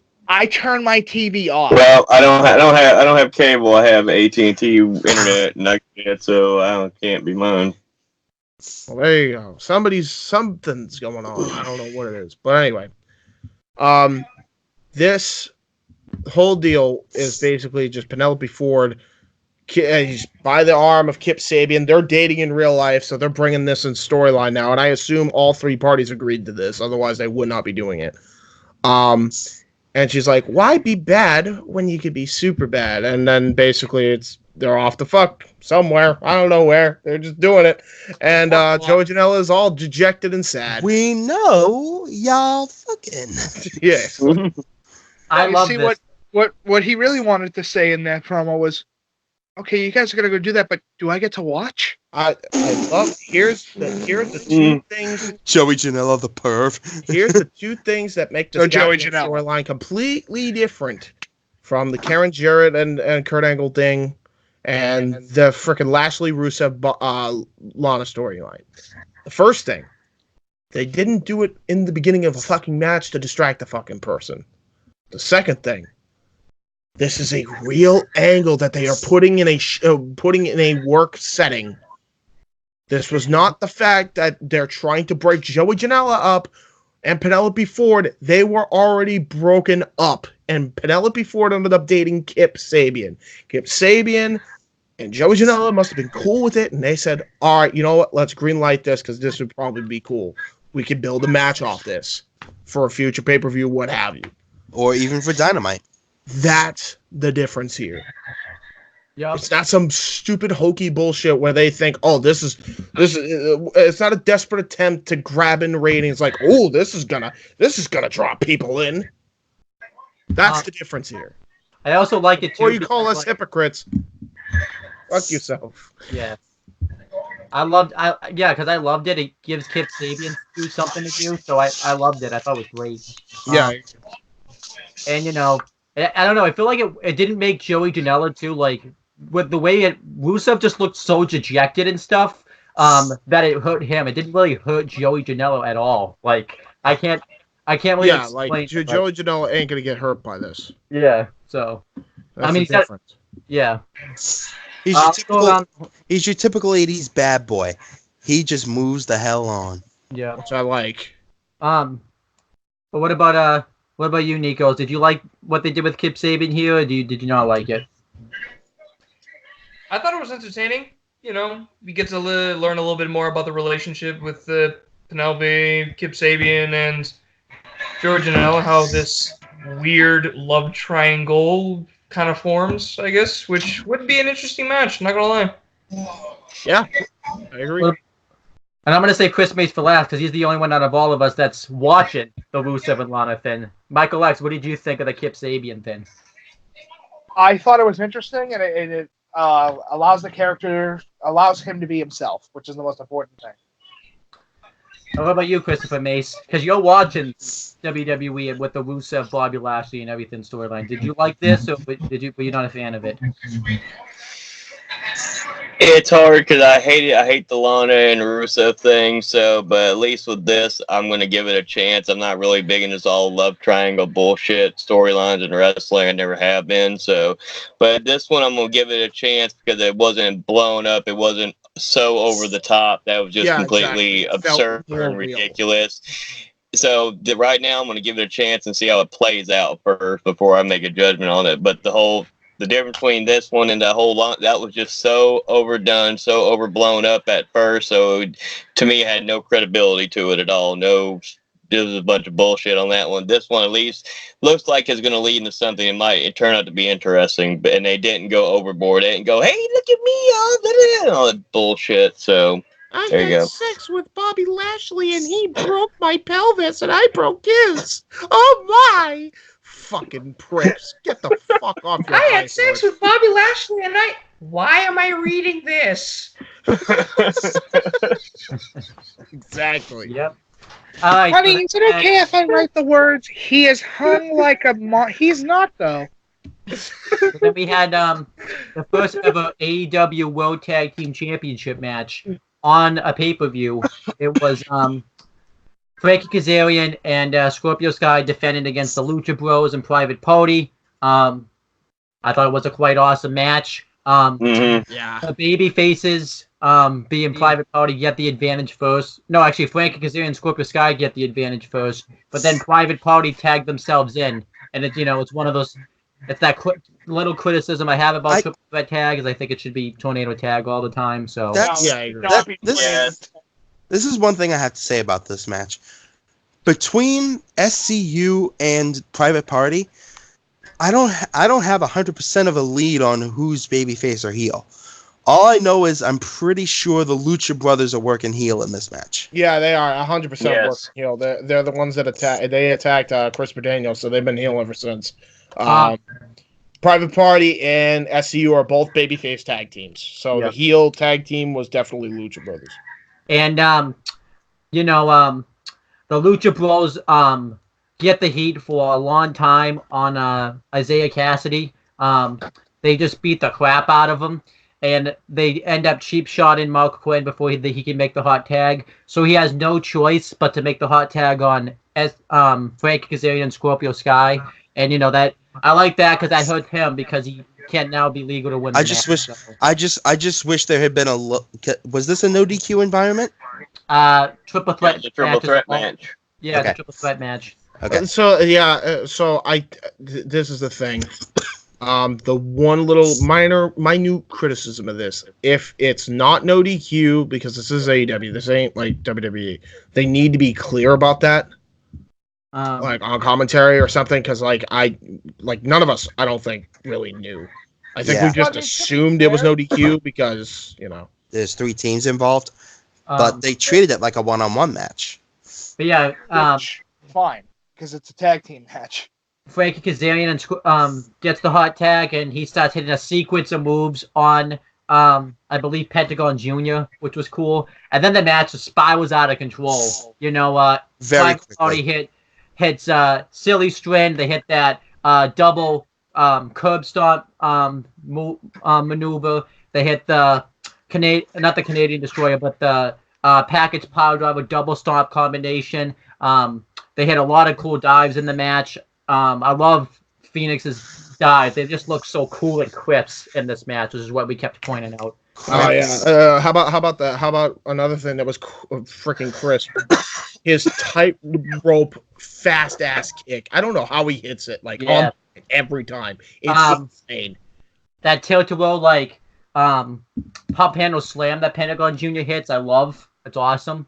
And then eventually SCU win with the SCU later on, I believe. Pardon. Yeah, I forget if it was Isaiah or Mulk. I could not. It was Isaiah Cassidy. I should know. I lost the predictions by picking Mark Wynn to take the fall. Wait, what? Yeah. On Indy DQ. Oh. Because instead of just picking the team, it was pick the person of the team who takes. Well, no, you got 1 point for picking the team that wins. You got 1 point for picking the guy that takes the winning fall, and you got 1 point for picking the guy that takes the losing fall as the bonus points. Get it. Yeah. Afterwards, though, immediately the Lucha Bros just beat the crap pretty much out of everybody, mainly Frankie Kazarian and Scorpio Sky. The lights go out, and then there's 2 Pentagon Juniors in the ring when they come back on. Yep. It's like we've seen this before. It's But it's, I don't know. Even though we've seen this before, I still think it's awesome. They haven't overdone it yet, so that's why I'm not too mad at it. The last one was like a year ago, so I mean, I think they have a. Well, the last one they did was when Chris Jericho dressed up as one of the Dark Order disciples. When he attacked. Yeah, but I'm talking about specifically with Pentagon. Yeah, but the mask comes off, and yeah, bye Jericho. Where's Jericho? So. But the person takes the mask off, and it's revealed to be Christopher Daniels. Because I don't want to say we found out it was Christopher Daniels, because we already knew. Dude, there was only one man in the world that had shoulders that wide and a skinny frame. Yeah, 100%. Yeah, it had to have been him. Dude, the funny thing is, though, you couldn't tell first glance until you saw the shoulders. And then when he started doing the finish, he's like, "Yep, it's him." He looks half his size. I love that he brought the Fallen Angel makeup back just for that one night, and the crowd went nuts for that. They popped huge. He attacked the Lucha Bros and he started chanting "Fallen Angel." He hit the Oh, Casey, you're frozen on my end, camera wise. But yeah, yep, he attacked. I see it. Hang on. He attacks the Lucha Bros. He hits the Angels wins on, I believe, Pentagon Jr. And SCU stands tall. This was a hell of a match and a hell of a segment. The match itself was great. I gave it 4 stars. And I love the segment they did with Christopher Daniels. It was an awesome way to bring him back. Even though we knew it was coming, it's still just cool. But yeah, I thought it was great stuff. Casey, what did you think of the match and the attack angle afterwards? I'm with you. 4 stars. Yeah, 4 stars. The funny thing is, it wasn't even close to the opening tag match, but it kind of was close because I mean, it's only it's only a half star away, but it was still it just didn't live up to it. But I think it's because there's so much good shit. Some stuff is just kind of going to be down by default, but they still put on a hell of a clinic. Yeah, I think. That's the beautiful thing about AEW. Their next tag match may not live up to their first tag match. It doesn't have to. Yeah, it really doesn't. This was still great. I enjoyed this. 4 stars. The angle was really the meat and potatoes here. in my opinion. And I can't wait to see a And rematch. there were a lot of potatoes thrown in that match. Yes, including a kick. It almost took the head Which of one of you motherfuckers is talking about the great potato famine? Must be talking about fucking potatoes. I like potatoes. I had potato wedges. Mr. Lucky, I have not touched your potatoes. Whoa. Michael. Okay. Whoa. You choose your words carefully, Casey. Yeah. Case, we know about you in the homoerotic wording of your commentary. I did not know you really like potatoes. But comrade, these are potatoes, not grenades. But Michael, like, anything can be a grenade if you shove enough explosives in it. Whoa. Like, what did you think of this match and the following angle they did afterwards? I thought the following angle was a little bit awkward because Daniel, dude, I knew it was Daniel's based upon one specific thing, and that's the fact that he looks like a skinny version of him. Like stupidly, like he's like half his size and half his body like width. So I'm like, oh fuck it. Altogether, I give the match 4 stars. I thought it was very good, a very technical bout between all 3 teams. I disagree that it should have been a triple threat, like a tornado tag match, because I think that would have ruined the flow, and it would have just made it too crazy. Yeah, I guess. I would rather watch order become chaos than chaos that attempts to try order. Oh, true. And it's just too awkward and weird, and nobody's gonna enjoy it. You know, I didn't even look at it like that before. Maybe that's. You have to. You would listen. You would rather watch a car accident than somebody like watching their car accident in reverse. So, Michael X, I'm guessing too, if you were in Pentagon Jr.'s position, you wouldn't be putting up with any of that crap with the mask afterwards, wouldn't you? Okay, so first off, that whole thing, I hate to tell everybody, Jericho did it in New Japan Pro Wrestling already, and he looks even closer to our boy, Mr. fucking Pentagon than Daniel, so that's upsetting. But when it comes to that angle, I have no problem with it as long as it's done correctly, and they did it all right. All right, Michael Nikos, what do you think of the match and the following angle afterwards? 0 stars. I give it a 4-star. I mean, I'd never seen like the Fallen Angels gimmick or what it was supposed to be, but after watching it, I was actually kind of impressed. The original Fallen Angels gimmick is incredible. It looks incredible. It is incredible, and to be honest, I kind of like it. Yeah, you should. The Junior persona thing kind of messed me up a little bit because Mike, you already knew from the bat who it was. Me, I'm just trying to figure it out. Wait, is it somebody he knows?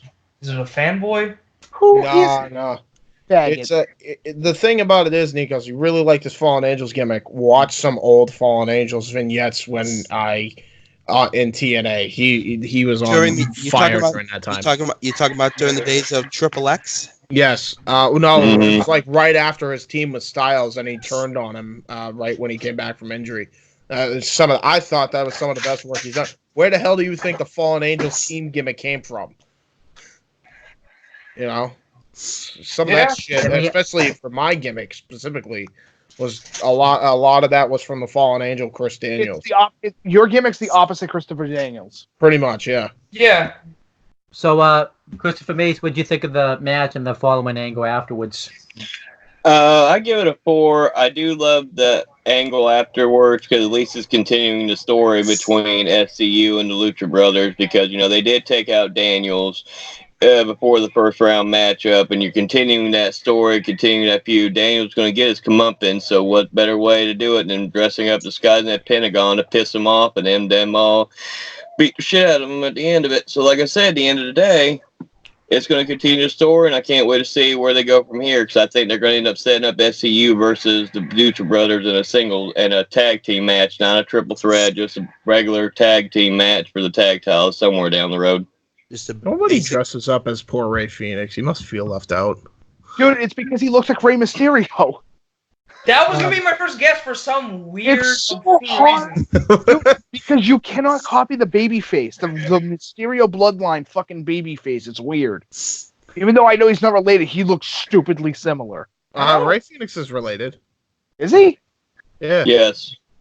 The question I have is, do you think they're gonna do the freeboard rule with SCU, or do you think they're just gonna have Frankie Kazarian and Scorpio Sky just? They already said they're not doing it. I watched Inside the Ropes when they were at the media scrum. They said straight up they're not going to do the Freebird rule. It's going to be Sky and Kazarian as the tag team champions. All right. I think Daniels and Pentagon are just going to have a one-on-one match. Whether it's on pay-per-view or whether it's on Dynamite remains to be seen. But I expect that's going to happen at some point. I want to see it on pay-per-view. I want to see it on pay-per-view. Honestly, I think they two can tear the house down. They give them 20, 25 minutes. Those two can tear the house down. 100%. Yeah, I agree. Let Christopher Daniels go back to the original incarnation of the Fallen Angel gimmick, and then let him go at it, and let's see how that goes. Yeah, not just that too, but another match. Since we're kind of on the topic of like matches that are going to be announced for Dynamite this week, they already confirmed Sammy Guevara and Chris Jericho will be taking on SCU for the tag team titles on Dynamite this week. Because that was also announced on pretty much during the media scrum. Jericho said he thought that the tag team rankings were trash because Sammy and him were undefeated. Yeah. So they want more gold, so the Le Champion may be double Le Champion. And then Daniels is like, you know what? We ain't opposed to putting their dicks in the dirt. Let's go. So I like it. There you go. So then we have the next match. It was the first ever AEW Women's Championship match at a pay-per-view. It was Riho defending against Emi Sakura. The match was my God, you rolled the R. He's learning. Riho. This match was very good. And I thoroughly enjoyed it. They both start walking up right away. Emi Sakura tries to force her down for a pin, but Riho bridges out of it. And, they're both having like a nice high technical competitive match. Then eventually, Emi Sakura gets her on the apron. She shoves her, and she goes right into the bicycle racks. And she's going to go for some type of moonsault or something like that. We don't really know because we never got to find out because Riho reversed it. And she hits a double stomp, from the turnbuckle onto the apron. That was pretty goddamn cool. While Emi Sakura is in the trio roll position. And then they proceed to have this back and forth match. You have Emi Sakura hit her double knees into the corner.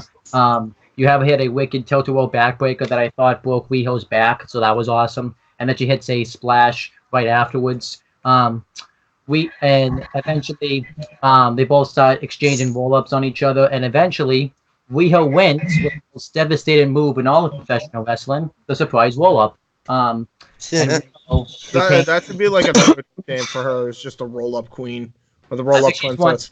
I swear to God, every match has ended with her having a roll-up. Oh my God, she's the female Japanese version of early John Cena.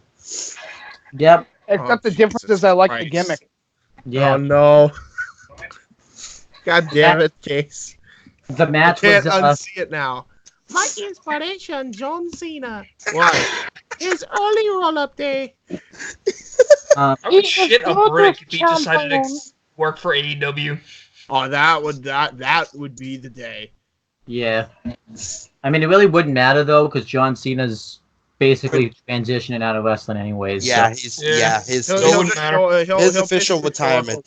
If he shows up for one day though, like that's gonna put AEW on the fucking map like out of nowhere, dude. Trust me. Yeah. Hiding in the box waiting. The match though was very good. I gave it 3 3/4, and then it gets 4 1/4 because of yin bags. So there you go. so this is the part where we completely go off the rails with this match. So no, Casey, Mike did this thing. Why don't we let Mike explain it? No, I will. I'm just gonna say Mike did a thing with Taz as this match was going on. So we all had to watch this match at least a second time, or most of us did. James, you're forgetting about an important thing. I didn't even know fucking Taz was going to be on the show. I just made a joke. So Taz came up from his early commentary, and then Mike just started going off about Taz call. Mike, take it away. So you need to understand, bro. Now we get talking about the Taz Master, the Taz Mission, Mr. Dunks people on their head. That he's talking about handbags. It's the best call he's ever made. Mr. Dunks people on their head. He just does a deal. He just does a deal where Mike he just goes off on this Taz impression, and we all are laughing. Mace, are you there still? Wait a minute. Hold on, Mace. You still there? Mace. Oh, Jesus Christ. Of course. Something went wrong towards the end. Mace. Where'd you go? Mace.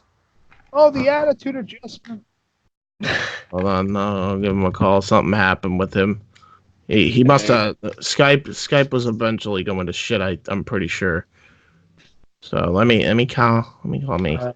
Anyway, continue, Mike, while I'm doing that. So in any case, I kept going on about it for almost the entire night. And James, you're forgetting about the other thing that made that even funnier throughout the whole course of the night. The greatest JBL call ever. Oh my goodness. Which is when he's up in the rafters of One Night Stand 2005. He looks down at Rey Mysterio and he says, "I bought a ticket, you filthy Mexican." That also continued the entire night as well. And then you said the same thing for the Rock and Roll Express. You wanted them to be this in there like, "I bought a ticket, you filthy Puerto Ricans." "I bought a ticket, you filthy Latinos." Yeah, you did that for them too. This is why I hate YouTube, because we could have had this all in our live reactions. YouTube fucked us over big time. But yeah, no, basically, long story short, it ended with me on the floor because Mike just says the quote of the night. Because which I eventually he's acting like he's calling the women's match as Taz, and he's acting like a perv. James, no, you got to get it correct. I said, I wonder what Taz would be like in bed. This went into a whole about 2-minute piece where I was putting myself in the shoes of, dude, you couldn't have Riho in a bedroom with him because he would be all over her in like a minute.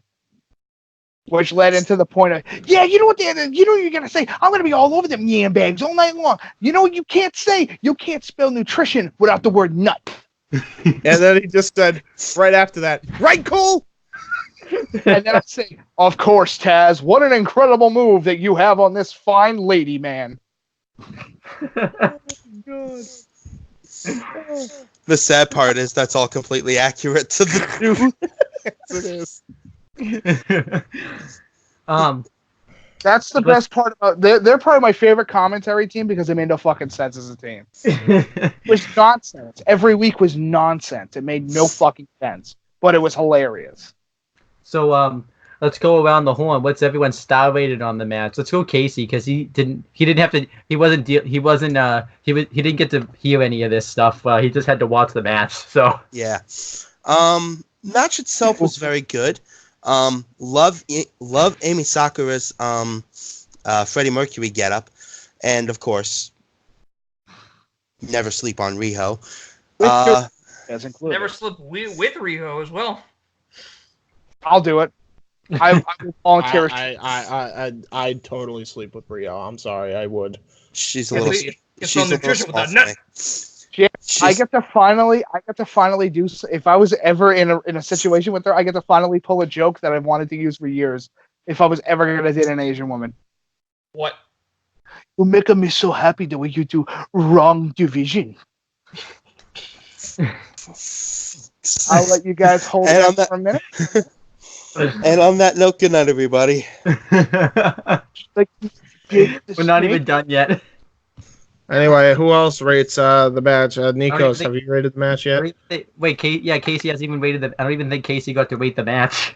Oh, Casey, what do you rate the match? At least Owen said it right, and not me with mating the ratch. I'm like, what the Anyway.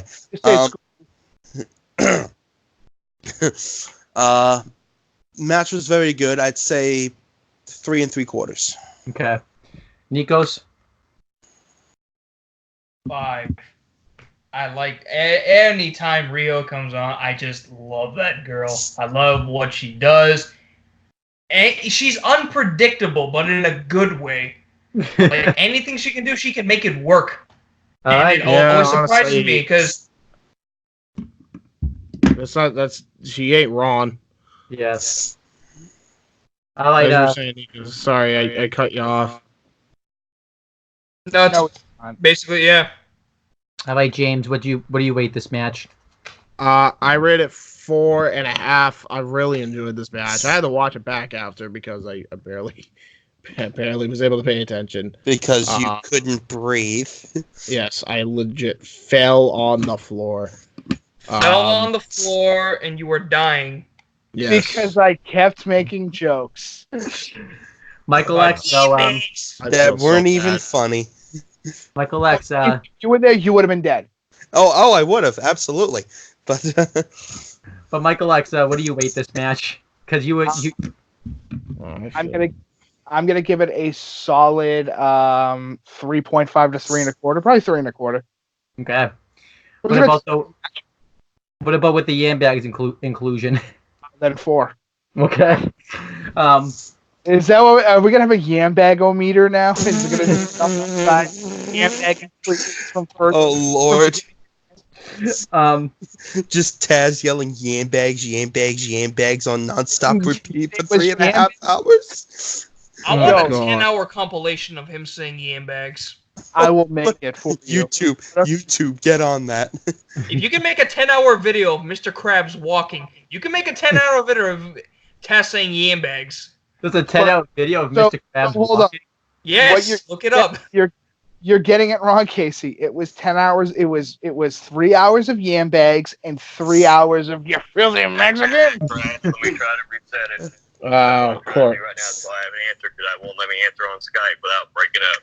All right. Well, I have a question for you because you're on the phone right now. What do you rate the Riho and Kenny Omega match? You're on the mic right now. You're on my mic. Riho and Kenny Omega.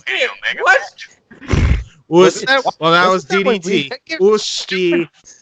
Wasn't that when Riho was like 12 years old? No, that never happened because it happened in 2011. Guys, you're fucking talking over him. Sorry. Thought it was pretty good, but it was one of those things. It was like, oh, okay. I mean, I wasn't really familiar with the other woman, so it was one of those. Okay, I don't know. That wasn't one of my favorite matches of the night. All right. Try to get your internet back. Try to get your internet back up. If you're not back in, I'll just call you on Facebook and then I'll get your rating because I feel bad you can't give the rating while we're towards the end. All right, no problem. All right, bye. All right, he's gonna try to get his internet back up because it fucking crashed again. Anyway, as we were. I mean, what was important about that match that I liked? It was a student versus teacher match, and I don't know why. I'm a sucker for those types of fights. Yeah. Well, there you go. Here's the thing about that. Riho at the time of this match is 22. Yes. Amy Sakura has been wrestling longer than Riho's been alive. Yes. Facts. James in his fucked up kayfabe believes that Riho was the 9-year-old girl that Kenny Omega fought. It would have made sense. They should roll with it. It would have been hilarious, let's be honest.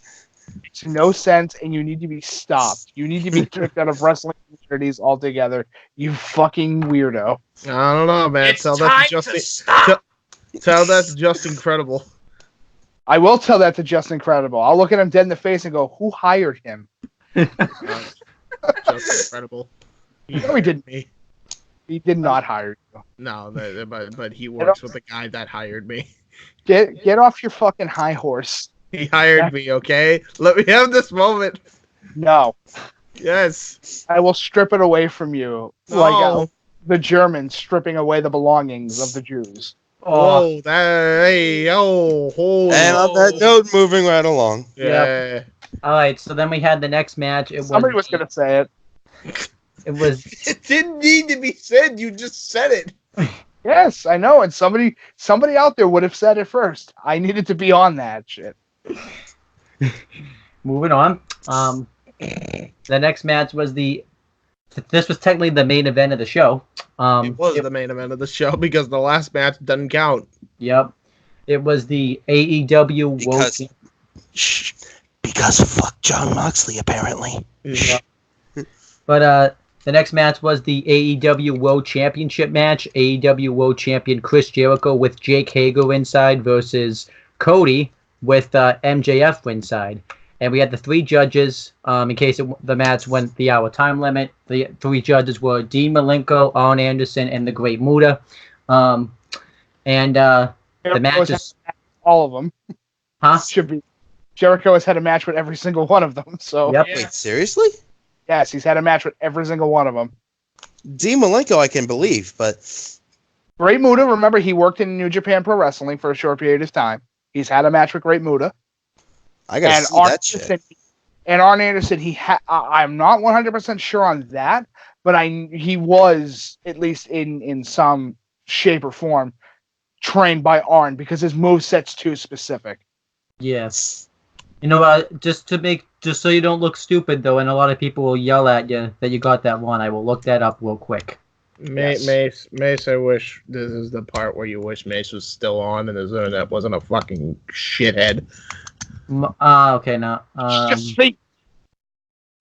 They've had to at least have a fought in like a dark match. That's what I'm trying to say. Yeah. There has to be a match between those two. Unless you want to count 2K19. No, we don't count garbage. Okay. No, we don't. All right, so but we had the match though.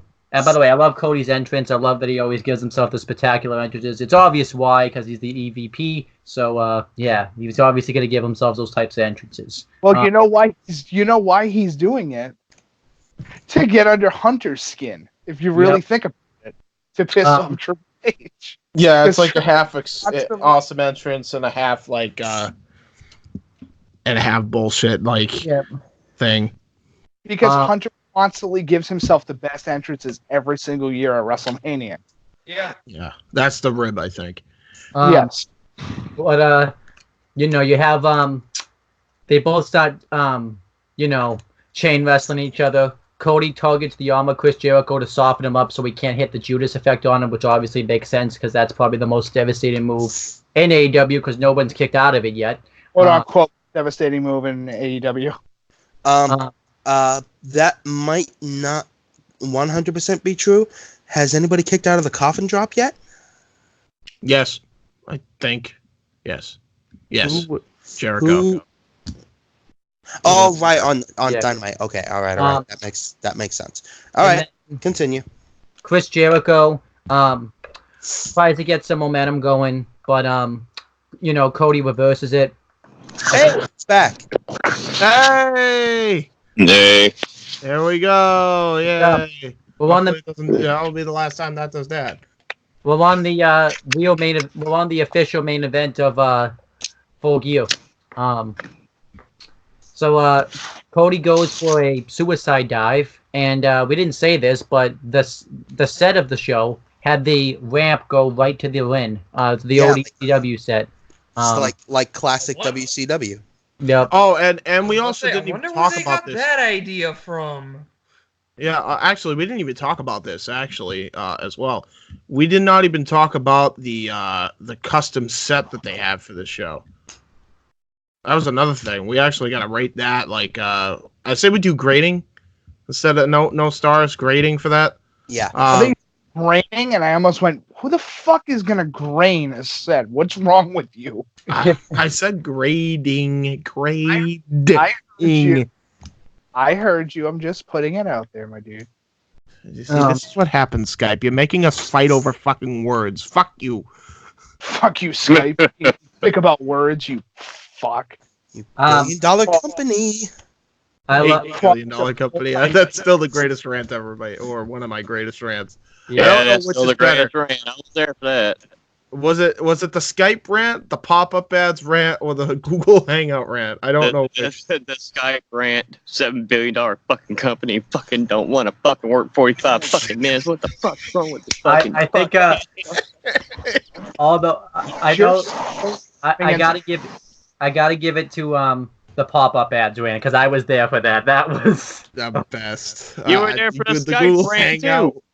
Yeah, but that's what I'm saying. The pop-up ads and but you went there for the pop-up ads rant. The pop-up ads rant is epic. Like it's legendary. That's the most, I lost my shit. I think that's the most. When do you realize you're just becoming me? Wait, does that mean you're becoming the old me and I'm becoming the old you? Imagine me and you. I do. I think about it every night. It's all right. Okay, moving on. That's gay. That's gay. Christopher Mace. Sure. You're the WCW guy here. We were questioning has Chris Jericho and Arn Anderson ever faced off with each other? Yes, one time Arn Anderson won. There you go. See? Hey, you're on the money on that one, Mike. WCW Saturday Night '96. There we go. I was for once about information that I'm like, you know what? That seems like it's possible. I'm gonna roll with it. Mace just said that like right off the bat. I love that. Well, I mean, he is pretty much older than all of us, so you know. The old guy here. They wouldn't know it, considering that you've gotten most of our references, so you're fine. I'm anyway, acting like a fly through the phone, and James to scream on the other end. Why? Why did he punch me in the dick? I didn't mean he was old. I mean it. Why did he punch me in the dick? Mace, when he becomes a WIW referee, is just one day going to turn heel and kick me square in the balls. Wait, as James Archangel or John Cater? As both. Just be like The Undertaker in 2015. Dick kicks. I know the answer. I'll just kick you in the dick. That's what he seemed like he did for a while. Dick kick city. Yeah, pretty much. Or what Seth Rollins did earlier this year. I'll kick you in the dick. How about another dick kick for you? Now, I remember that. Thing. I'll stop you in the head. Or wait, here's his latest thing.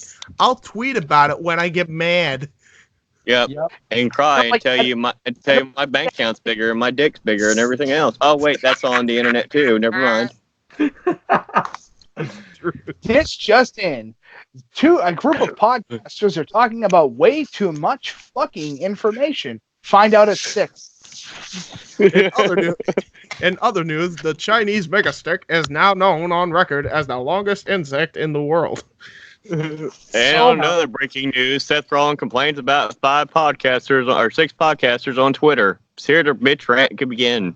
God damn these 7 guys talking about the minor leagues. And now over to James with the weather. It's going rain. Baseball. It's going rain.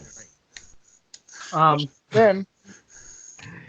All right. Then, moving on to back to the Cody Chris Jericho match. Jesus, yeah. Let's try to get back on topic. No. Yeah, we're almost done here. We've only got like a match and a half left.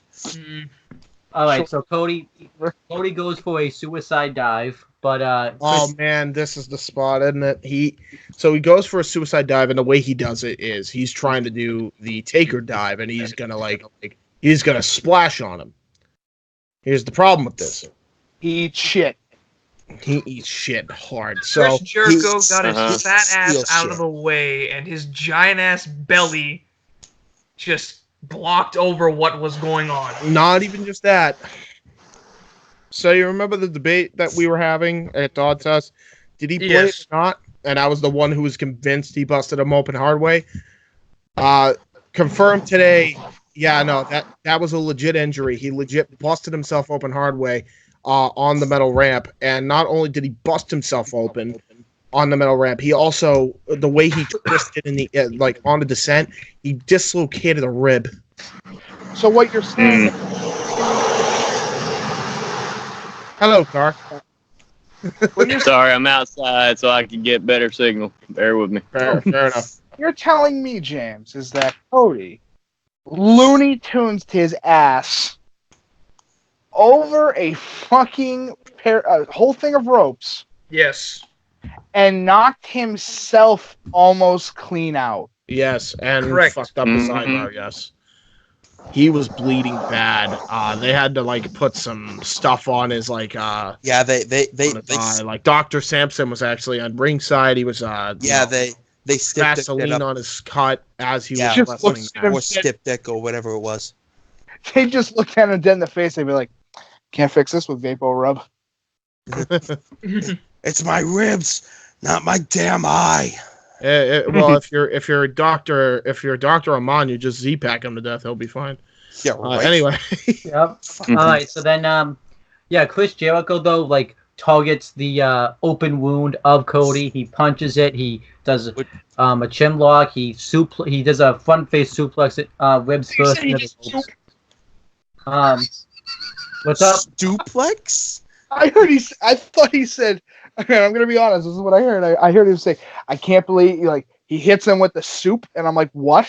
He hits him with the soup. Yes. Fucking The ramen noodles. That's so I know I didn't say that. What are you doing with the soup? Why are you buying clothes at the soup store? Fuck you! But then, you lose your soup store. Fuck you. Best. But then, Anyway, as we were saying, Chris Jericho just annihilates Cody. Cody tries to mount a comeback. He hits a really cool drop kick, but then eventually, Chris Jericho throws him into the post. He picks him up in a power slam position and just rams him shoulder first into the post. And he continuously dominates Cody. And Cody starts to mount a comeback. And they were telling that story where Chris Jericho kept cheating. Jake Hager would take a cheap shot. He would use the ropes for leverage. He would. I'm pretty sure Jake Hager would get ejected eventually. Yes. yes, he would. And Thank you, Aubrey Edwards. Yeah, the match goes back and forth. Cody hits a disaster kick. He hits a moonsault. He hits a crossroads, but Chris Jericho kicks out. He goes for a second disaster kick. Chris Jericho. Can I say this one thing real quick, Owen? Sure. There's a point in the match where Cody hits Bob Holly's old finishing move. Yeah, the JR. Alabama Slam. Alabama Slam. Yep. Excalibur calls it as a water wheel slam. JR immediately. Pop quiz, Excalibur. What did Bob Holly used to call that in his wrestling career? It took Excalibur all of 5 minutes to be able to get it. Yeah, he finally figured it out. I'm just Alabama glad Slam. he didn't go further back and called it the Holocaust. Oh, Lord. Remember that was the name of it? That was a thing? That was the a original thing. name. That was the Attitude original Era name for it. Attitude Era Hey. because F you Russo. Yes, that was a legit deal. Oh, Lord. Then, Why was it so not stopped a year earlier? All the people that defend Vince Russo just clip this little bit and then send it to him, and then tell him that he can go fuck himself by a good old fashioned man from South Boston. Anyway, next. I'm ugly forgetting some of the most important stuff. So Chris Jericho's talking crap to the judges. And then He talked about Dean Malenko, who was his one of biggest rival. Didn't they have a in match? 98. Didn't they have a match? Oh no, that was Lance Storm. My bad. Wasn't yet. Then then he starts talking trash to Cody's sister and his mother, and eventually Cody attacks him, and she just throws a beer or something, just Chris Jericho. That was awesome. We all died laughing when that happened. Tap the shit out of him, dude. And then eventually, like we said, Jake Hager gets ejected, and before he leaves, he attacks MJF. I believe he hits a gut wrench powerbomb on the ramp. Sounds about right. Mhm. And then Cody hits the crossroads again. Chris Jericho kicks out. Then we had the moment of truth. So first, Chris Jericho does the walls of Jericho, and Cody gets to the ropes. They mistakenly called it the Lion Tamer on commentary. Yeah, they did. Chris Star was all over them for that. Then what is the problem with calling it the Lion Tamer? I don't understand. There's a difference on how you hold the move, the Lion Tamer. Yep. Lion Tamer has the knee in the back. He's ever done. Oh, right. All right, so this is just a botch. I thought they were like trying to avoid calling it the Lion Tamer or something. No. Then he does the Lion Tamer. Fucking stupid. There was the way he does the Lion Tamer specifically, it was like how did they do it? He was trying to go for Hurricanrana. He counters it into the walls and then he hits the Lion Tamer. And then the way he does it, he's wrenching. And by the way, with a freaking broken rib, that head does suck. Because then not only did he get the Lion Tamer in, but then he transitioned that into the walls. And the way he did the walls was he was sitting on his fucking head and wrenching back with all he could. To the point where this is where MJF threw in the towel, and I got scared for a minute. Wait, James, hang on, you're forgetting. He continuously stomped on Cody's head before MJF threw in the towel. That's very true. And that was like, I got scared for a second. I'm like, oh no, they this was their way out. No, they couldn't. And then it was building, and I was like, Chris Jericho celebrating. He retained the championship. I was in shock. I was in shock at this point. I'm not gonna lie. I was in shock at this point. Yeah. Inner Circle, they're they had celebrating with him with a little bit of the bubbly. They had me hook, line, and sinker. And then MJF, he was like begging, like Cody. Like, I'm sorry, I was doing MJF is literally crying all over himself. And then Cody forgives him. And he's like, it's all right. And then all of a sudden MJF is like, yeah, right. And kicked him in the balls. He sent him to a new city. He sent him to Dick Kick City. He did. That was Cody's mistake for trusting him. Exactly. Damn right. Yeah.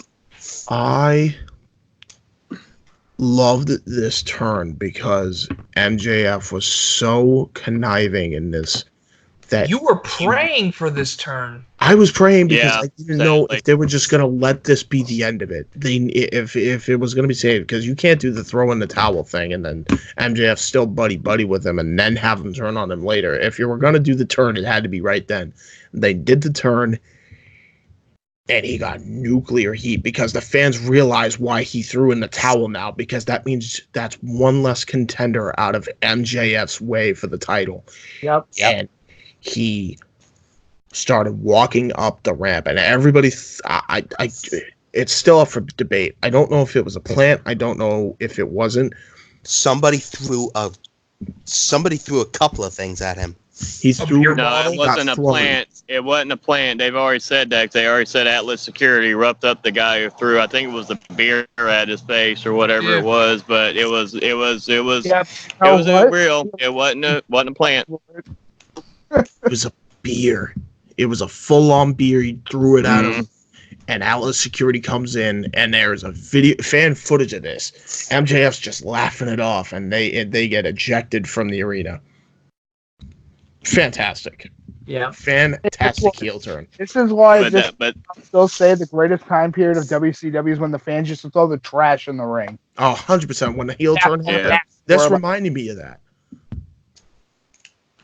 But see, here's the thing with MJF, though. Everybody should have realized he never really changed his personality that much. He was still playing the heel character. He was just taking the side of Cody, trying to protect him after what happened with Spears, after the incident with that. So, I mean, you already knew he was a heel. You already knew at some point he was going to do it. And this did kind of remind me of similar scenario. I mean, with the throwing in the towel, I haven't really seen that I can remember last time since 95 Survivor Series with Bret Hart and Bob Backlund. I can't remember seeing anybody throwing a towel in a long time. Yeah. And I think it was well done because that's a way for them to get out of the fact that so Cody wasn't able to win the title. great storytelling, and on top of that, then you had MJF, and it made you think for just a second, because for a split second, it's like going, okay, wait a minute, are they going to change up on us? Are they going to throw us that curveball and have Cody beat the shit out of MJF? Because they could have done it for a second. They had you thinking, like, okay, well, which way could it go? Could they just be doing the opposite? Could they actually just say, hey, fuck you guys, you didn't think about this, and you had Cody beat the shit out of them instead? They made you think for a minute. I think they did really well done. I did Stanford. expect Cody to explode for a second. Here, Stanford, how to do unpredictability the right way. Yep. Take note. Mm-hmm. This was awesome. Fucking note. This was awesome. And make sure you take careful note, because it might be one of the last opportunities you ever get to do so. Yep. This was awesome stuff, though. I really loved it. It made perfect sense. The match was just this was perfect. Oh, hold on. All right. Say that again. I'm giving this 5 stars. I love the way they did everything. The MJF turn was 5 all day, son. 5 all day. What about the mics? What are you guys giving this? Which one wants to go first between you and I, Nikos? I'll go first. Okay, dokie. Rated 6. 6. Giving it a 6-star rating. Fuck you, Meltzer. 6 out of 5 star rating. It completely subverted my expectation. Like, when I made the prediction that Chris would win, I took it as a joke.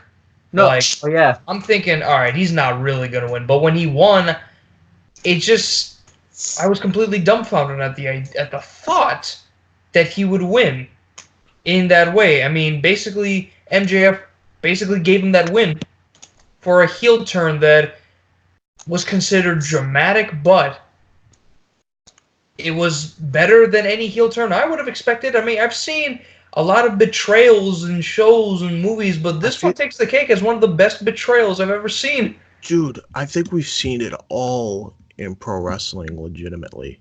And I've never But at least seen this one was done with a reason. that way. But Michael X, what do you rate this match? I'm gonna have to give it 6 as well. It's good storytelling and it had a good focus. The match pacing was perfect. So we've got we've got Dave Meltzer and Wade Keller in the chat. Except I'm a credible source. But But all I'm trying to say is, if you haven't seen a storytelling because this match had ring psychology, which has been missing for years. Wow, 100%. Ring psychology doesn't exist. The Young Bucks had incredible ring psychology, but this match made you go, okay, Jericho is going to win as soon as he hit the thing. And I know that people are going to still say it was a freak accident. I'm like, I don't know, man. The way you're not wrong. I think they did. That wasn't a metal ramp. No, it was a metal ramp. I think he did it on purpose. That much I agree with you. Yeah, it was not a metal ramp. Yeah. Well, regardless of what it was, it still cut him the fuck open hard way. Yeah. It was one of those things where they planned the spot out, something freak happened, and they were able to go, okay. So they were probably going to do the whole, we're going to go to the point of, like, past the timer. We're going to go past the timer. We're going to have the judges do their thing, and we'll say that Jericho paid them off, hypothetically, or MJF paid them off to fucking have Jericho win. Whatever you could possibly do. I like that they added judges into it. I like the whole pacing of the match. It's nice and slow.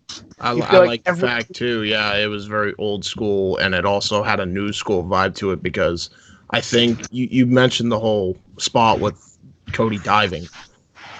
It felt like UFC for a minute, because a lot like UFC, there's a risk of the match stop with Dr. Sampson, like, making sure, like, and Cody begging him not to stop the match. Like, that felt real, you know? Well, what's that you said that one time, James? Old school attitude, new school shine? Yeah. Okay. Mike, continue. So it's more of the fact that we finally get a match that has phenomenal pacing. It has minor issues, very, very minor issues. And what I mean by that is there's a couple moments in the match where I go, okay, not my cup of tea, but oh well. And I want to see more. And as I told Owen and James and everybody else that night, I can't wait to see what they're going to be doing. This is how you can get a fan who hasn't watched professional wrestling since 2006 on a weekly basis, which I'm doing now. Hold on, Mike. Yep. As you were saying, This is how you get a professional wrestling fan from all the way back from 2006 back into the company. yeah, it's very hope true. they keep it going. Very true. And Mace, what do you rate this match? I will have to say I'm going to go with a 6, and I'm going to tell you why. Because has to be, if this doesn't win match of the year in anybody's picks or categories, they're fucking idiots. Yeah. This match was well done. It had the old school feel of it, like you would NWA back in the days in early WCW, where you had the judges there. Okay, well, we got judges in case this goes to time limit draw, so that made you wonder, okay, is it going to go the full 60 minutes? What's going to go on here? So you had that story to tell as well. You also had the story with Cody getting injured. Like I said, it wasn't planned, but that built more drama and suspense to it, because now, okay, is this referee going to stop? Is the doctor going to stop the match because he busted? It made it blood done right. Can make a match of this caliber be more special, feel more real, feel more intense in the matter of this. The title is so important. Cody's going to say, I don't care what you say. I'm keeping going. I got to go. Perfect example from the opposite end. Cody versus Dunstan at Double for Nothing. Yeah, exactly. Like I said, at the end of the day, this match was well done. They did the turn, as we want to call it, even though, like I said earlier, MJF's been a heel regardless. Like I said, he was just playing it up. See, pretty much Cody's mistake was trusting him. And I think they did a really well done job with it, how he threw in the he was acting like he's all sorry. And then they made you think at the end, towards the end, before it all happened, okay, is Cody going to beat the shit out of him, or is this where MJF turns? And they did that very well as well. They made you think for a minute, okay, which one's going to do what to who first? So if this doesn't get match of the year in a lot of people's votes, they're just fucking idiots at this point. I agree, 100%. Yeah. I do have to agree.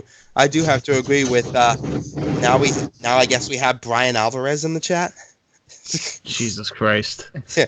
Okay. When are we just gonna get Vinny and frickin' Sean Ross Sapp here in the chat? Hey, we are doing a UN award show for AEW, so we'll see if it gets match of the year for AEW. It's definitely getting my vote for match of the year. And AEW has was hooked on AEW since what, March? The company's only been around since what, March? May? Launched in January. They had the first show in May. Launched New Year's Day. Yep. Yeah. So from New Year's Day all the way up to now, they haven't been on TV for about a year. They've only been on TV for about a couple of weeks. But the fact that they have been able to week in, week out, perform and provide a product that's better than any main roster nonsense that WWE can sit there and say, well, we have stuff that you're going to want to see.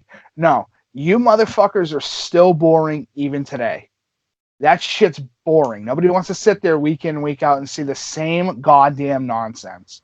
You want innovation, you want differentiation, and most importantly, you want to be entertained. Yes, and not to mention the fact also, here's a prime example of what you're talking about here.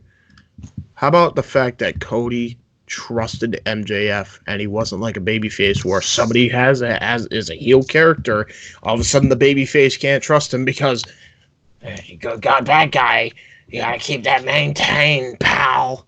You know, it's like. By the way, did you see the photo? I like that part too. Even if it makes Cody look dumb, at least you feel sympathy because it's like he trusted the guy.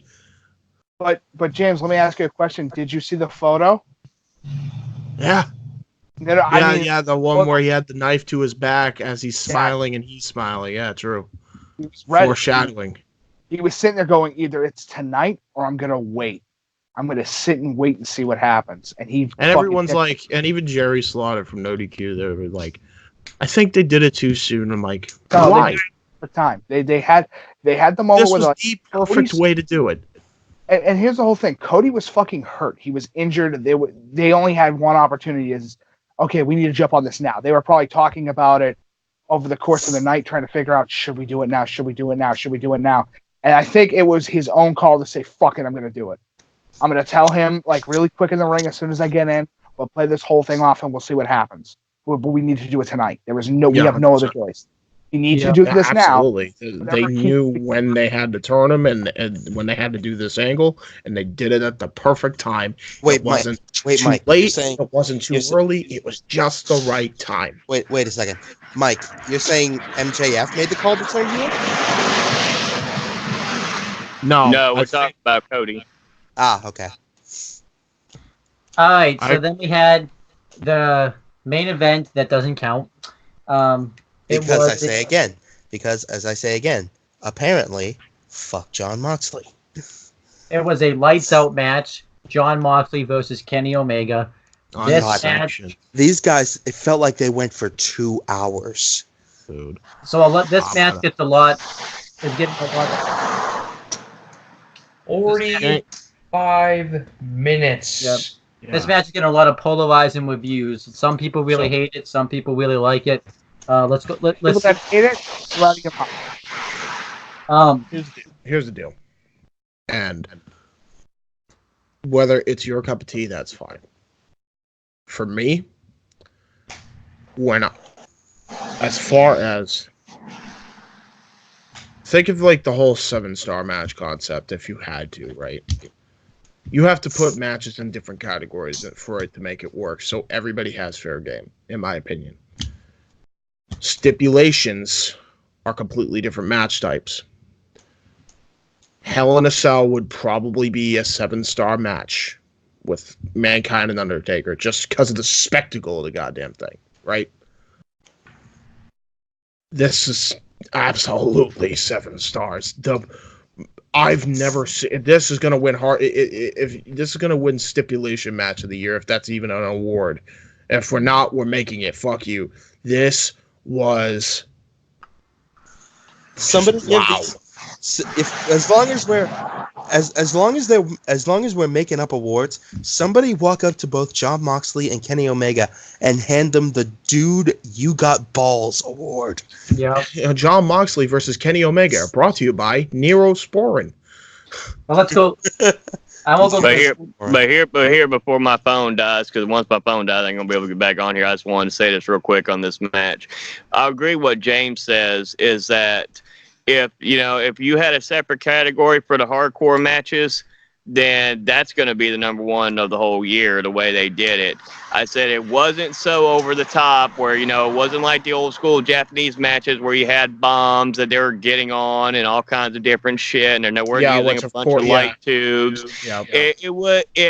It made sense in the story wise, building this up, where the only way you could really settle this was between these two was to do this kind of match. And storytelling wise, it made sense because, like Omega pointed out, you're not going to chain wrestle me. Moxley, before he went to WWE, before he went to NXT and FCW, he was a hardcore fucking wrestler. That's what he did. And that's what he still does. And that's what he still does. They lighten him up in those other promotions as he went there. They lighten him up everywhere else. But I said, he's back now. He is back with a vengeance. And I said, he proved this point tonight. He's still, right now, currently, he's probably one of the best hardcore wrestlers in wrestling right now, this moment. Period. Not even just the best hardcore wrestler. The fact that you literally can call upon him to do anything. I think, honest to God, after tonight, he's right up there with Omega as like one of the top wrestlers in the world. I can sum up this match in one singular sentence.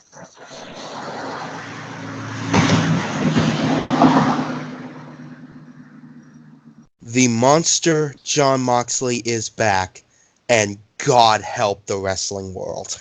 Also, P.S. Vroom vroom, motherfucker. Vroom vroom. Anyway, before we continue with this, before we give our full on thoughts, Mace, what's your percentage at? 3. Okay. What do you rate this match? Quick. I'm gonna rate it I'm gonna rate it 5.5 out of 5 because I think the way the storytelling was, it's the only matchup you could have between these two, and I love the chaos with the match. Perfect. And where can they all find you so that way you can get out of here and charge your phone? Okay, you can find me on YouTube at the Holiday Christopher Mace. I have 81 subscribers right now, so I appreciate it. Humbled, honored by that. You can follow me on Facebook at Christopher Mace. You can follow me on Twitter at Christopher Mace.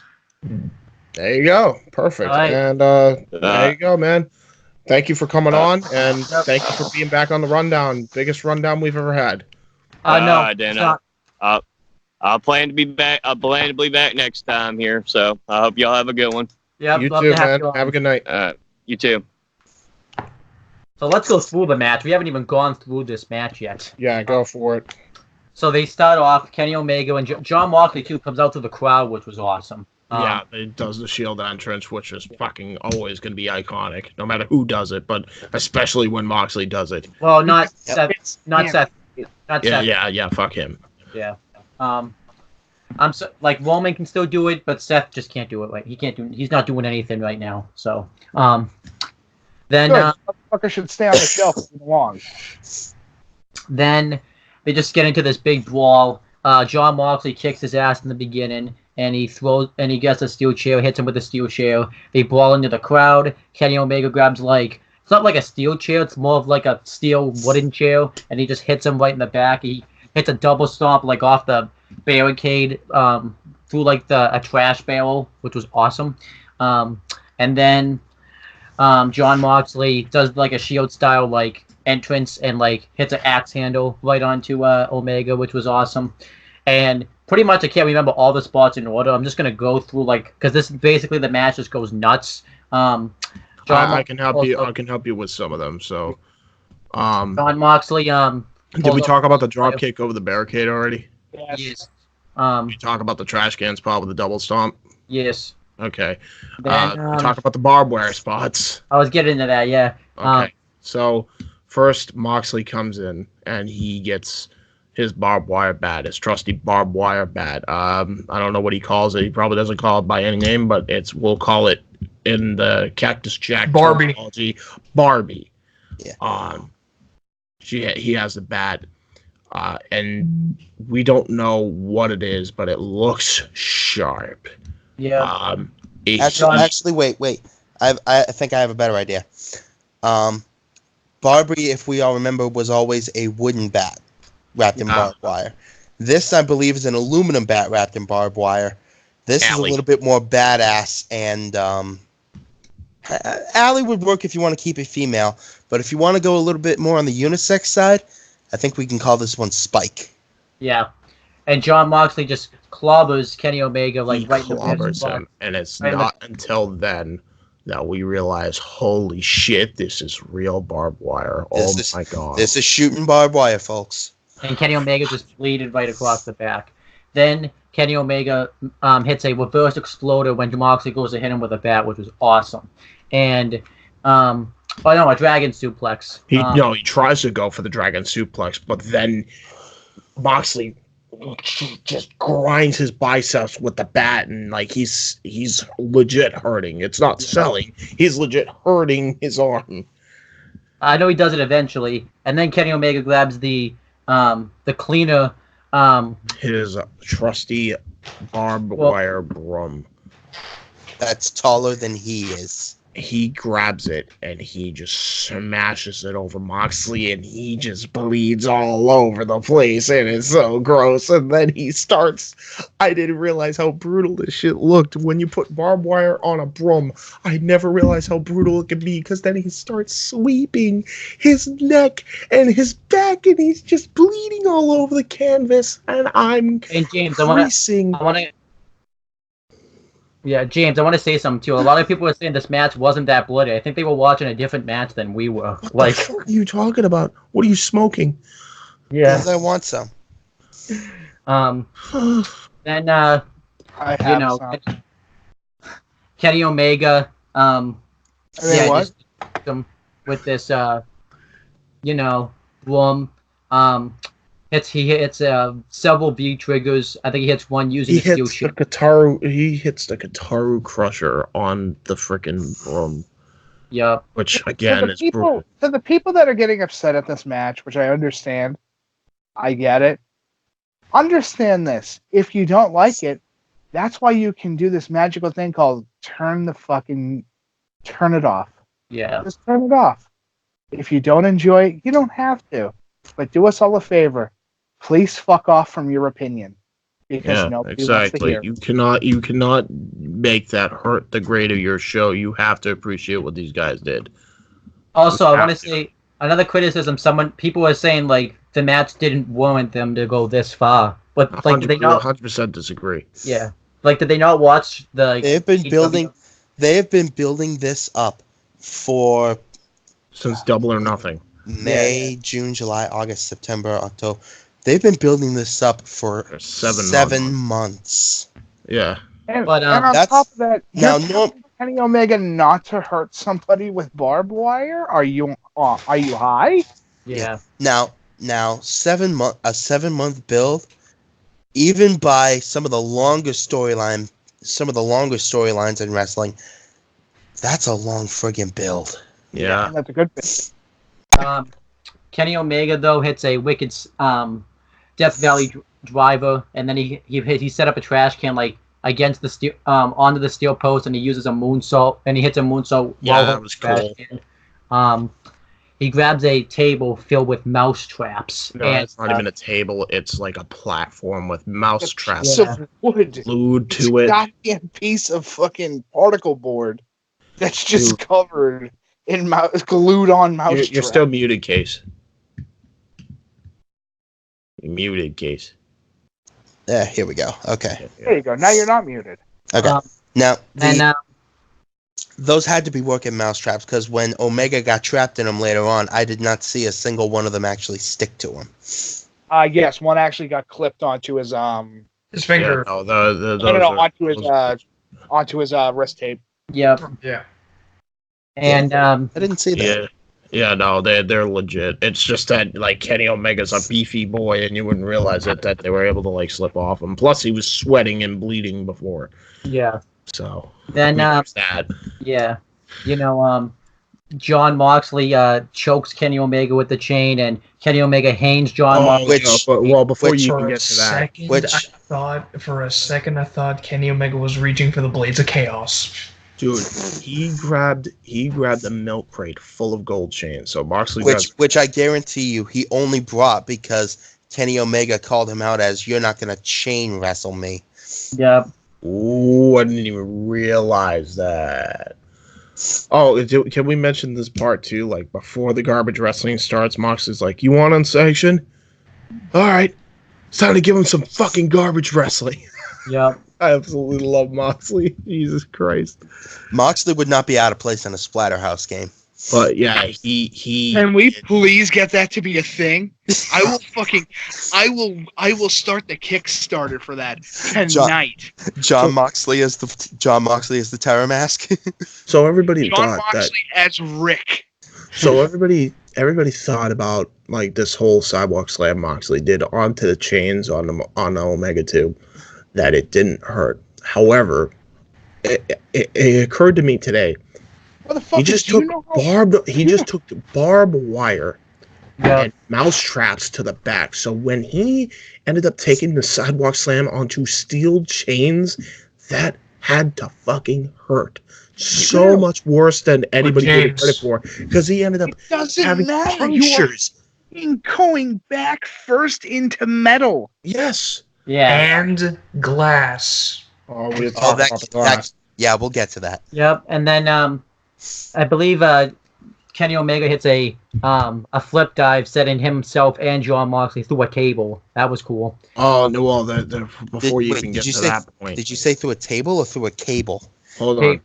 Because I remember them going through a table. I do not remember them going through a cable. The way he sets up his Terminator dive, this was gruesome visual.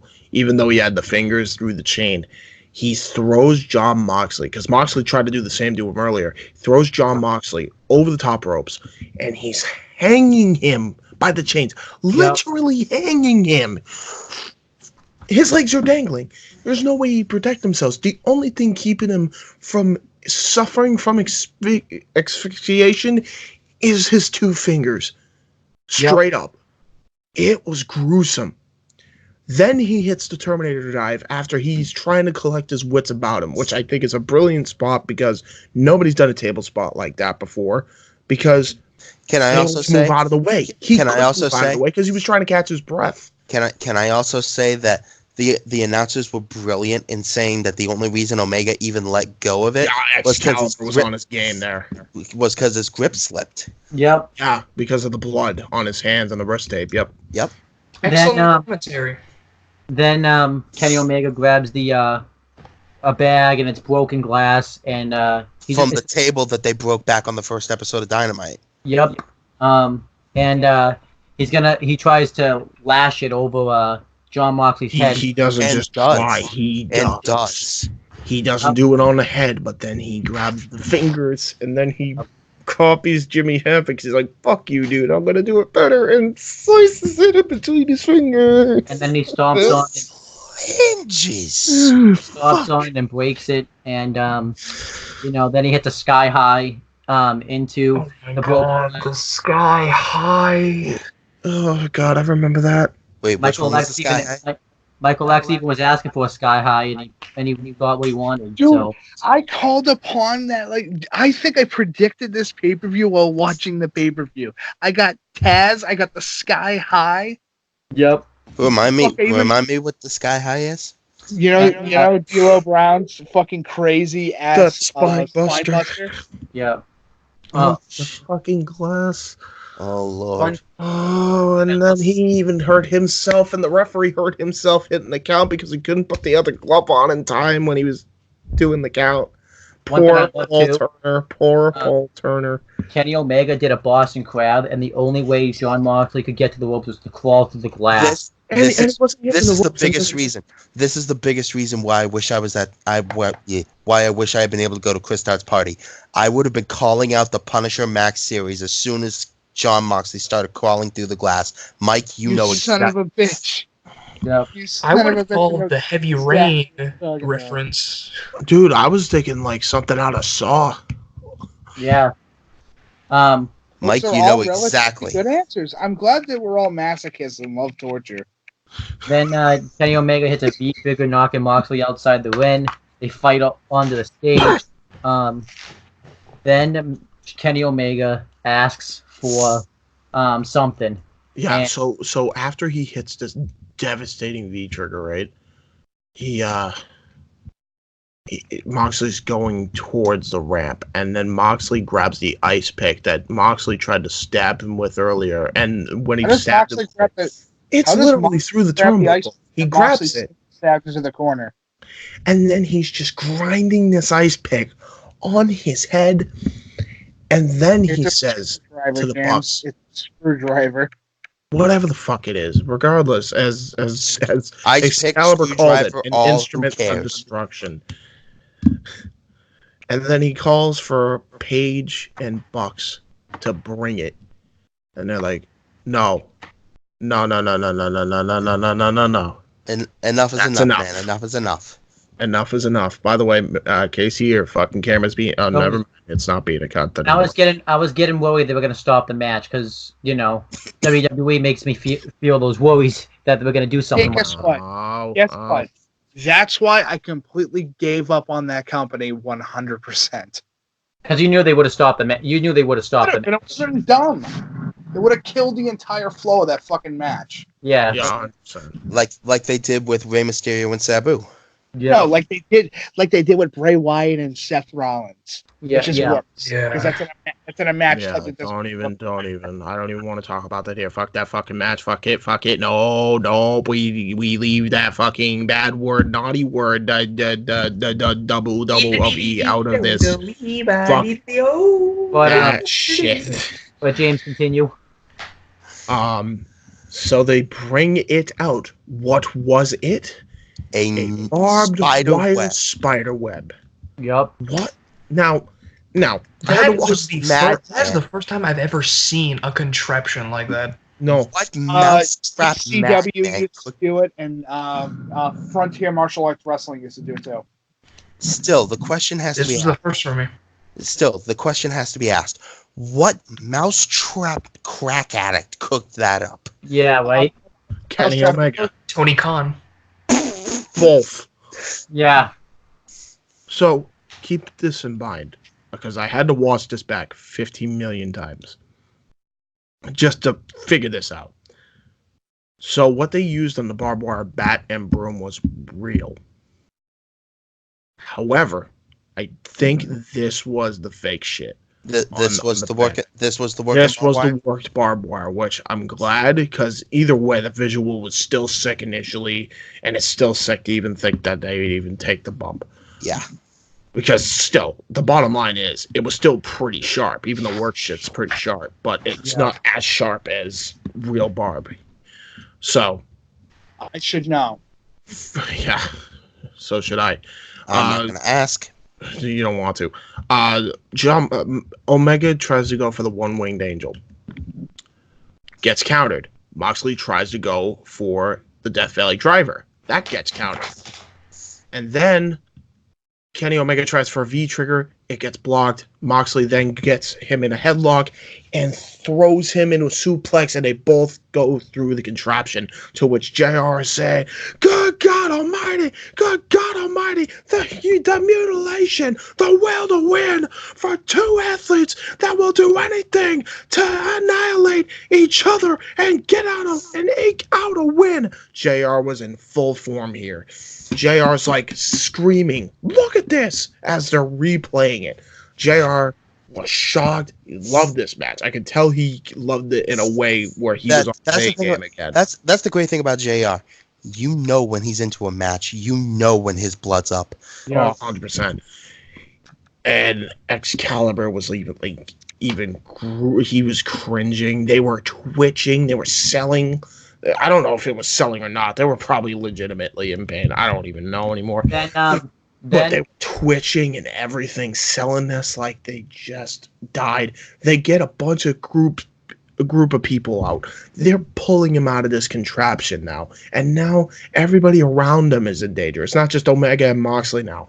Young Bucks are in danger. Paul Turner's in danger. The refs are in danger. The security's in danger. Everybody's in fucking danger, right? And then all of a sudden, out of nowhere, Jon Moxley clocks one of the AEW backstage officials. He clocks two of them, and then Moxley gets clocked by Omega, and then he gets V-triggered like through the stage that said Full Gear, like through the light contraption. Yeah. And something I saw on the replay, or at least I thought I saw on the replay, as they both fall through this light fixture, Omega whacks his forehead on the one piece of that light screen that did not break. Yeah, fucking hell, the head damage this dude took. That's not the only time. We'll get to the other bit of damage in a minute. Then they go back to the ring. This part. So Moxley's able to crawl out first, because they even say, I think it hurt Omega worse.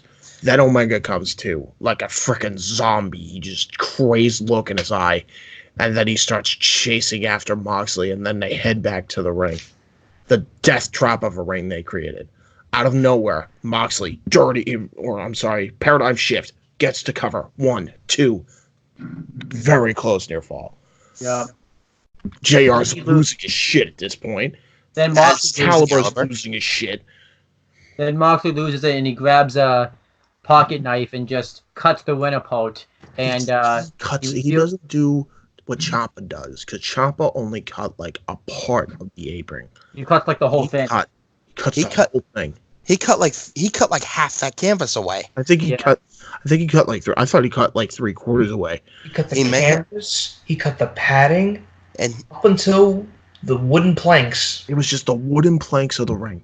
Like James, like you and I saw the first time we ever went to top rope. Yeah. Yeah. And he goes. Moxley goes for the paradigm shift, but Omega counters into a V-trigger, and he hits a paradigm shift himself onto the boards underneath the ring. And Moxley kicks out and was like, "What?" Shock! I'm shitting myself at this point. I'm like, how much longer can they? What else can they do? And we'll find out what else they can do. Omega goes to the top rope. He's about to channel his inner Golden Star, as Excalibur put it, his inner Kota Ibushi for a Phoenix Splash.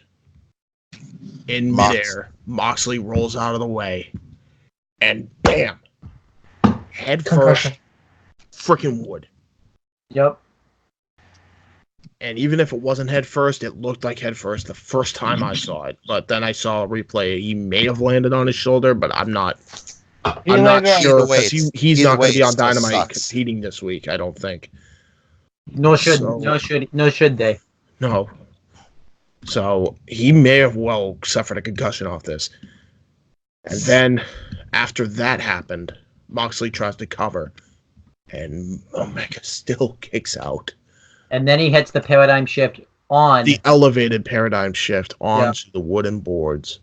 1, 2, 3. Moxley's losing his shit that he got a win over Omega. He's he's ecstatic. And then Kenny Omega is in distraught that he lost to Moxley. Like, he won the war.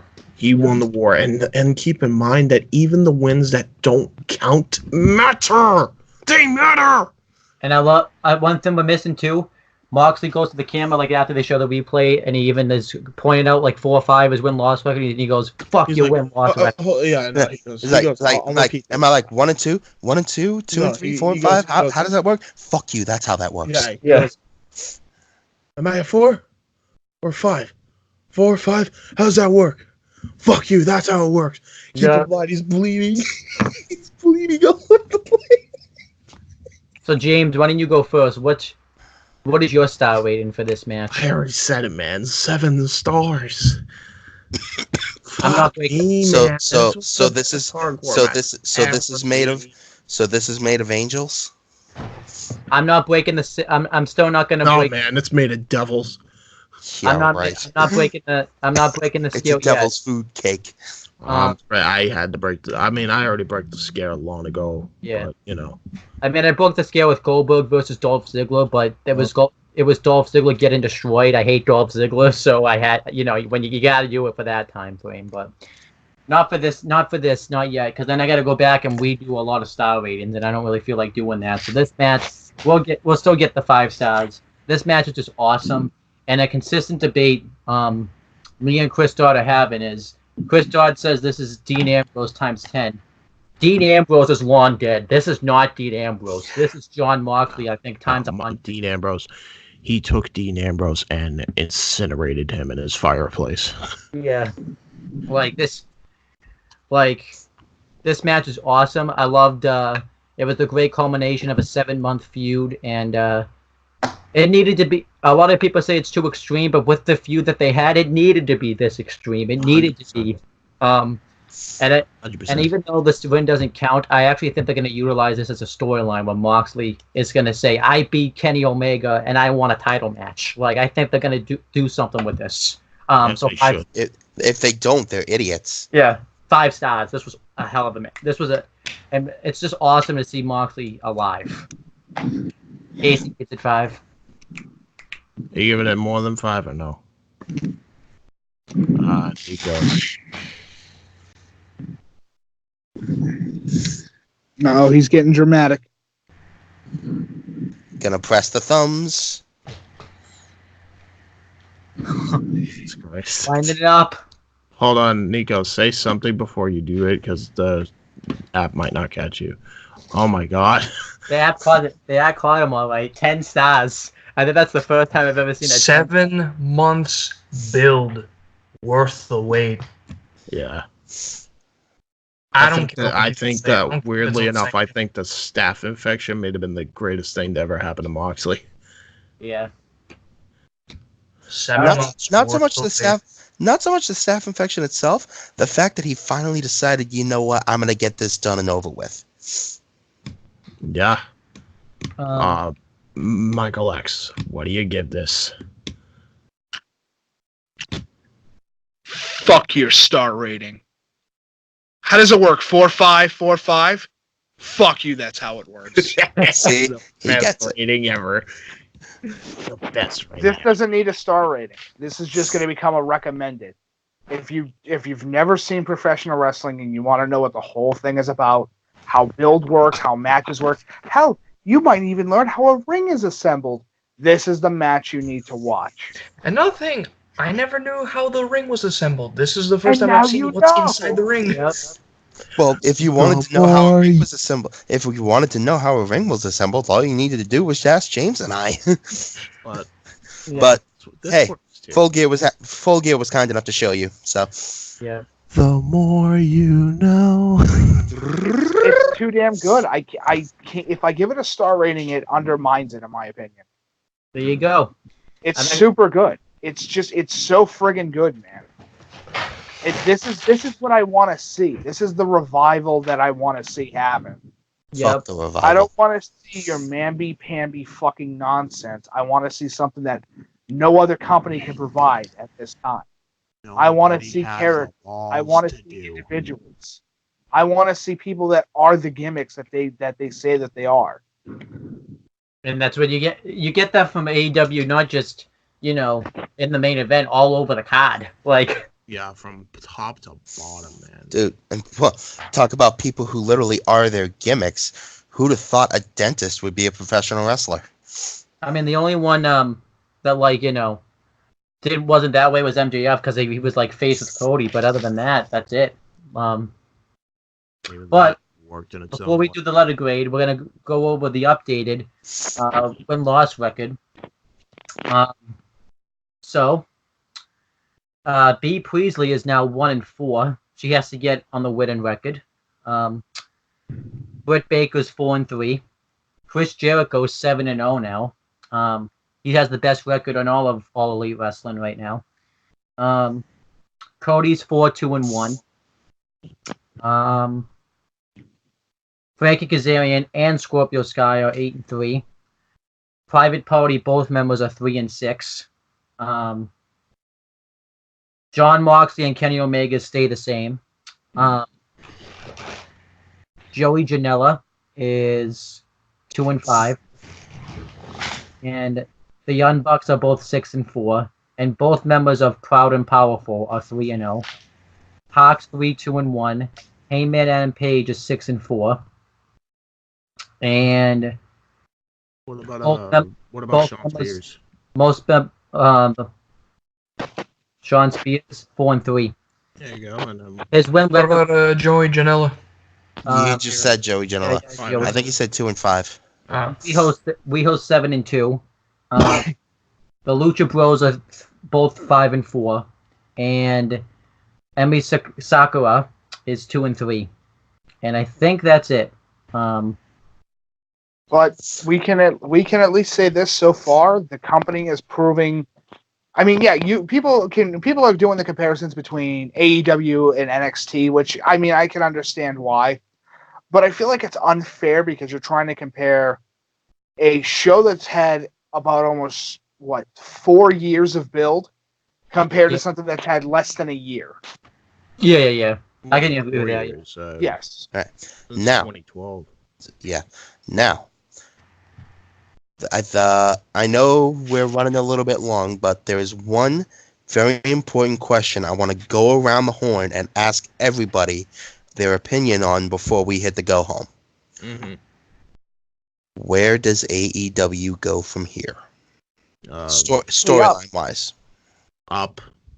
There's the simple answer. Up. Yeah, I see. Cody and MJF. I see the feud started. I think it's gonna have like a slow build. And I think it's gonna lead to hopefully a pay-per-view match. I see the Lucha Bros and SCU continuing their feud. Chris Jericho, I think, is going to go into a feud with John Moxley for the AEW World Championship, just because I feel like that makes the most Moxley or Page, just because it has to be Moxley because I could see since his appearance at Double or Nothing, it makes sense. I could see Moxley. Plus, Moxley's undefeated. Yeah. No, singles matches, yes. But Moxley and I could see Moxley and Heyman Page having like a number one contenders match, and Moxley winning that, and facing Jericho for the title. Which at this point I would not be opposed to, although although it would probably have to be a triple threat. I would do probably Page, Pac, and Moxley, and then have Moxley win over all three of them. Or obviously too, Joey Janela and Kip Sabian. It looks like they're gonna have a feud. I think they put it in another championship because it's either gonna be 6-man belts or just a mid-card title. I feel like they'll probably bring in both, knowing them at some point. Because I definitely see the 6-man gimmick tag titles coming because they put a lot of like factions together. Like there's the Hybrid 2, Kip Sabian, the Strong Hearts, SCU, the Elite, the Inner Circle. The Inner Circle, there's a lot of freaking factions right now. I mean, obviously this is wishful thinking, but I think even though this isn't any time in the future, I talked about this with James yesterday. I think they should flat out just buy out Lucha Underground because they have all of their roster anyways, and there would be you could do loads with the roster of Lucha Underground. You could put Aerostar and would be great in Lucha Underground. You could put Aerostar and Drago in a tag team together, there's just. I see a lot. Definitely. I would suggest not doing that for the very simplistic reason is to worry about what you have, and then over time expand. I mean, this is the time you need to be really smart. Well, I think it is. Don't go for financial leaps that you don't know are going to make you a lot of money. That's what I'm trying to say. Well, that's the thing. I don't think it would make them a lot of money per se, but I think the TV is going to, like the ad revenue from the TV is going to make up the difference for the purchase. And I'll tell you what. Where has Lucha Underground been? Lucha Underground has not been around, and there's no way it can be around now because they have their last champion in Jake Hager. There's no way they're coming back. You might as well just buy them outright. And also, too, they don't just have Jake. They have a lot of the big stars, like the Lucha Bros. They have, make it the only purchase right now. Like the only purchase that they make. Like, just because right now they kind of. I think they need that. The major issue is if they buy Lucha Underground. Hypothetically, we'll put in a hypothetical standpoint, and I have no problem having a discussion about this for like the next 5 minutes. But if they buy Lucha Underground, then that means that they have to start providing televised network down into the Mexico/South American location. Okay, so Dynamite can then air on El Rey Network, and I say yes, do it. Then that works. It works. But then you have to get a whole new commentary team. On top of the fact that they already have it. They have that right. Hold on, let me finish. On top of the fact you also have to, there's licensing issues. You need to make sure that all your paperwork is 100% ready to go. And the major problem with it is that you don't know if all of those athletes will be able to get a green working card to go over to AEW to work. That's one of the fair that is one of the problems. But here's my counteraction to that. Okay. So that's a fair point. However, they've already done that with the Lucha Brothers, and they could easily do that. Obviously, it's gonna take time, but they could do that. I think AEW buying it out, that means they'll have their licensing fee already in hand along with the Lucha Underground purchase, because they don't have to do what they had to do with TSN and ITV, box office, and all that. They would already have the license there. They would be on El Rey Network by default. And they already have the Spanish commentary team, so they're all set. True. And then slowly, over time, you could start bringing in these Lucha Underground guys that have not been signed yet. True. And the amount of marketing that they could do over in South America would be insane. Just because of the popularity sake, you can get over with it. But one of the primary concerns is getting over into those areas to do shows, because it's one of those things that if you do it, and this is one of the problems that why fucking Lucha Underground had a lot of issues. You're trying to compete with, and not on a huge scale, but on a scale, you are trying to compete with one of the historical fucking. You're trying to compete with AAA, and that's hard. And CMLL. Yes, which is hard. That's not easy. It's not like in Japan where you can make a wrestling show and it's easy. It's not like in America where you can get a wrestling show and it's relatively simple, and trying to get it popular is just a pain in the ass. With this, the major problem comes in with how do we get this marketed out there in such a large, massive way that our profit margin covers our losses? Now, if anybody could figure it out, it's definitely the cons. But there's also one other thing we got to take into consideration. It's not like most of South America is just a hop, skip, and a jump away from it's a the fucking U.S. night to get around. Well, still, I think that Plus, if they want to reach... if you're against the Saudi Arabia thing, Puerto Rico, no fucking way would I let my athletes go over there. Yeah, but... I mean, they don't. I'm telling you right now, from somebody that has had family experience over there who has been mugged, which on the goddamn... Unless you're, basically, unless you go to Vegas.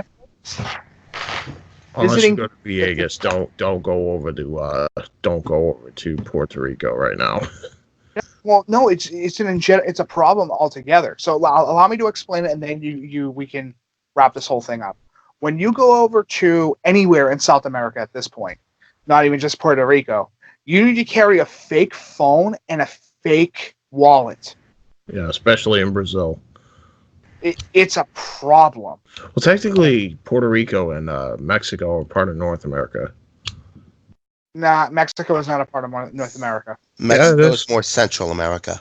Yes. No, yeah, the U.S. or the world map counts it as North America.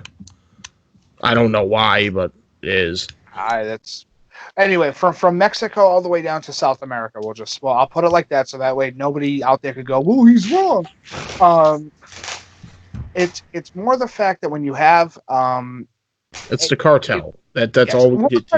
It's not even the cartel. It's the fact of the poverty line in that location is terrible. Which leads back to the drug wars and the cartel. Which leads back to issues, and issues. Yes. But this is why I'm not 100% against it, but I'm not 100% for it, for the major fact that if you happen to do a show over there, it's not getting your people back. It's making sure that they're over there and they're safe. Right. Right. Yeah. True. That's where the problem comes in. Because you would have to do it in like a major city like Tijuana to make sure they're safe. 24-hour security for everybody. It's just not going to happen. I mean, I could give an example when my old man went to the Dominican Republic, which is in fucking the Caribbean. When he was over there, he had they couldn't even leave the resort. They weren't supposed to leave the resort that they were in because it was so terrible over there that in the middle of the night he heard bang, bang, bang, bang, bang, bang. And my stepmother at the time went, "What the fuck's that?" He goes, "That's a fully automatic machine gun off in the distance. They're still having civil wars and fights over there." Yeah, of course they are. Yeah, that's why. But that's not what they want to tell you in the tourist resorts. Oh no, they won't tell you that because that would kill them. But I'm just saying that if you're doing any type of marketing format out in those areas, you need to make sure that your losses can be covered by your earnings. Right. Yeah, you also have to remember the reason why AAA is so big over there, though, is because they use wrestling as an escape for that. So even if you don't have a show, like a live show over there, buying like a slot time that Lucha Underground has with the LRA network and putting Dynamite on Wednesdays in Mexico would be a huge coup for them because they would get a lot of viewers because a lot of those citizens are just trying to use that as an escape from all this shit. But the major issue comes in, and this is the one problem over there as well. is that if you happen to buy out that territory, you happen to get over there, you happen to do everything you have to do. It's the issue that if you happen to get your guys over there and they're able to do all their work and all that other shit when they're over there, the problem is trying to get them back. Yeah, we did have the same problem when it came to the Saudi Arabia thing. Not even a week ago.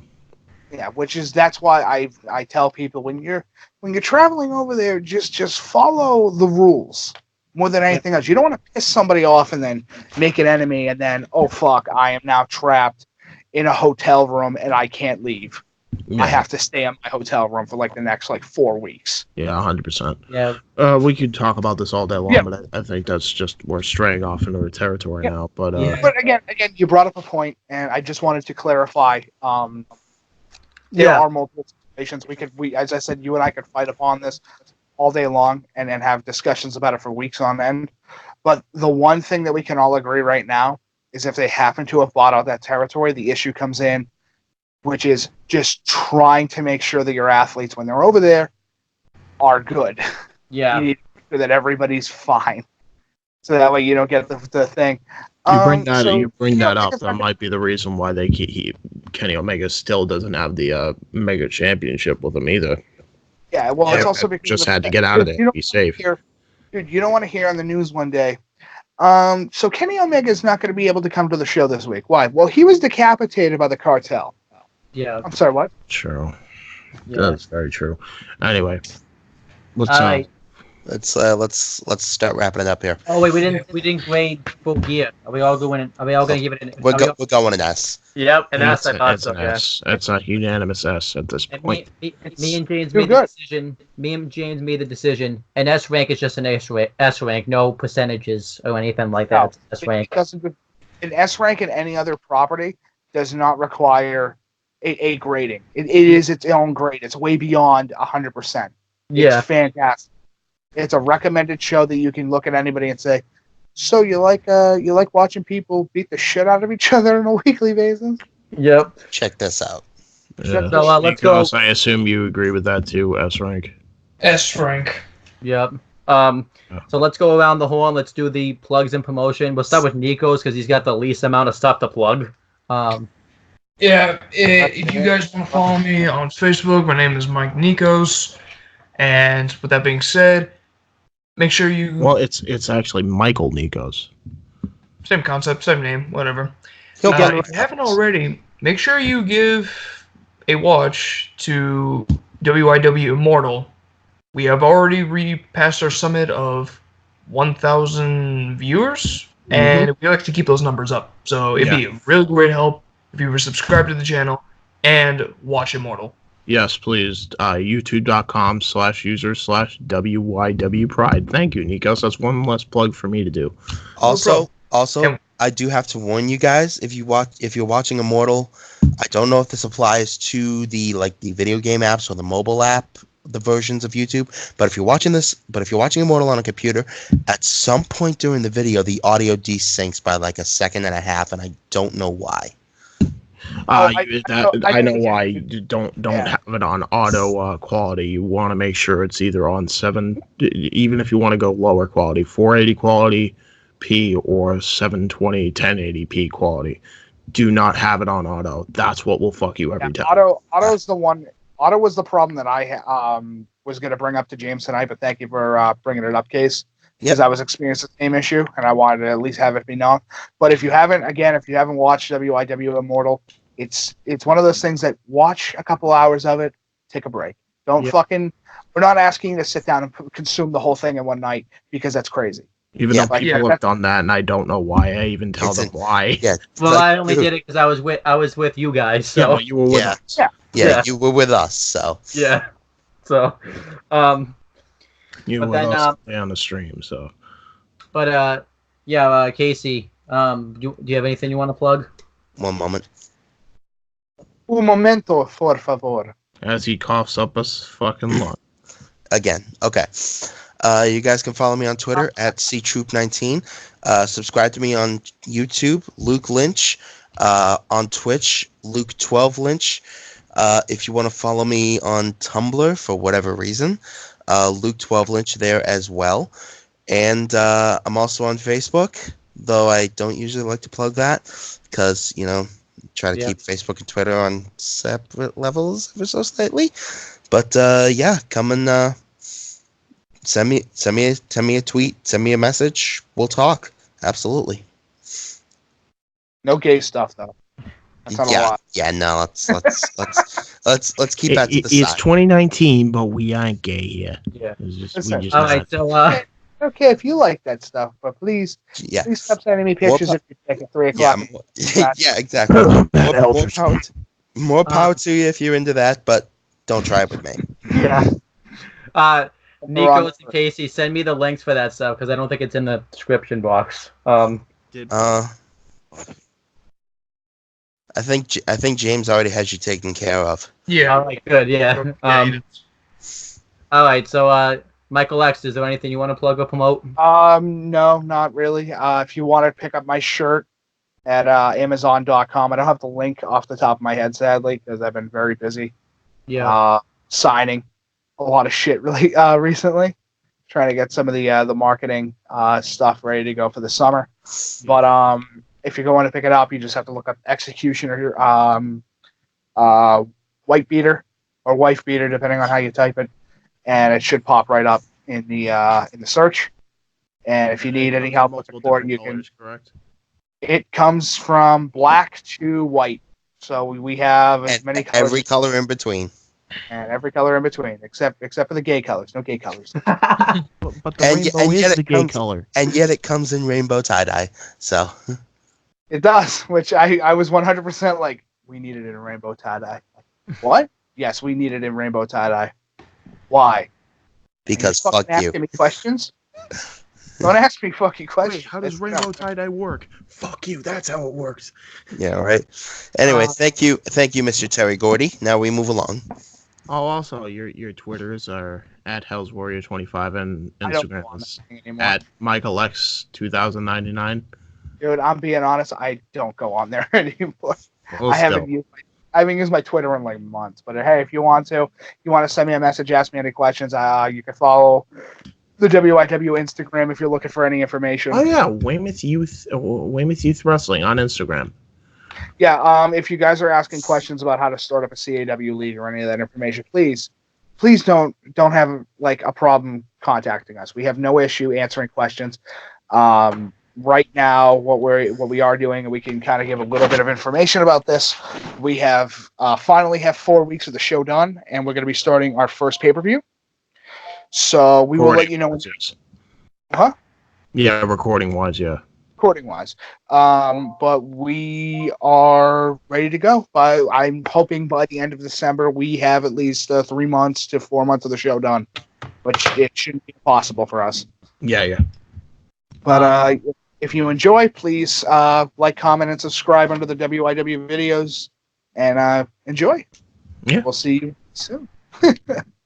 And then as for me, like I said, subscribe to this channel. We have some. What? I'm like, no, don't worry, nobody cares. But yeah, subscribe to this channel and click on the bell so that way every time I upload something, you guys get the notifications for it. Some recent stuff coming out will be some wrestling rundown stuff, and a retro wrestling review series. It's James's pick. He picked NXT Takeover War Games 2. So that will probably be up next week since the go home show for War Games is next week. So I figured it would make the most sense to do it that way. Then you can also me and James are going to start hopefully the OWE review soon. I might start to try to actually watch it this week. So there you go. And then you can check out the Owen the Talkinator and CM Brothers channels for various videos. I don't want to plug anything immediate that's coming because I've been behind on that and been busy, so I don't make any promises. So yeah, I'll promote some videos that I'm going to be releasing to the channel. Obviously, as he talked about the wrestling rundown stuff, there's going to be a highlight reel called the Wrestling Rundown. Yeah. Wrestling Rundown, featuring retro and other stuff. The best of October. So all the highlights of the October videos that we did are going to be posted. The funny bits, pretty much, are going to be posted You will see that soon. And yeah, just be on the lookout for that. Make sure you hit the subscribe. When are you releasing that State of the WWE address you and Mike did? Oh, I have no problem doing it this week if you want to, James. We can get that finally done. Why do you want it? Do you want to just redo it to modernize it a bit? We might as well, because we should. Probably. We have to bring in more of the information that's like to the point of, hey, so yeah, fuck this. Yeah, because the Fiend won the championship now since then, so a lot of people would yell at you guys, because I got yelled at for it, so.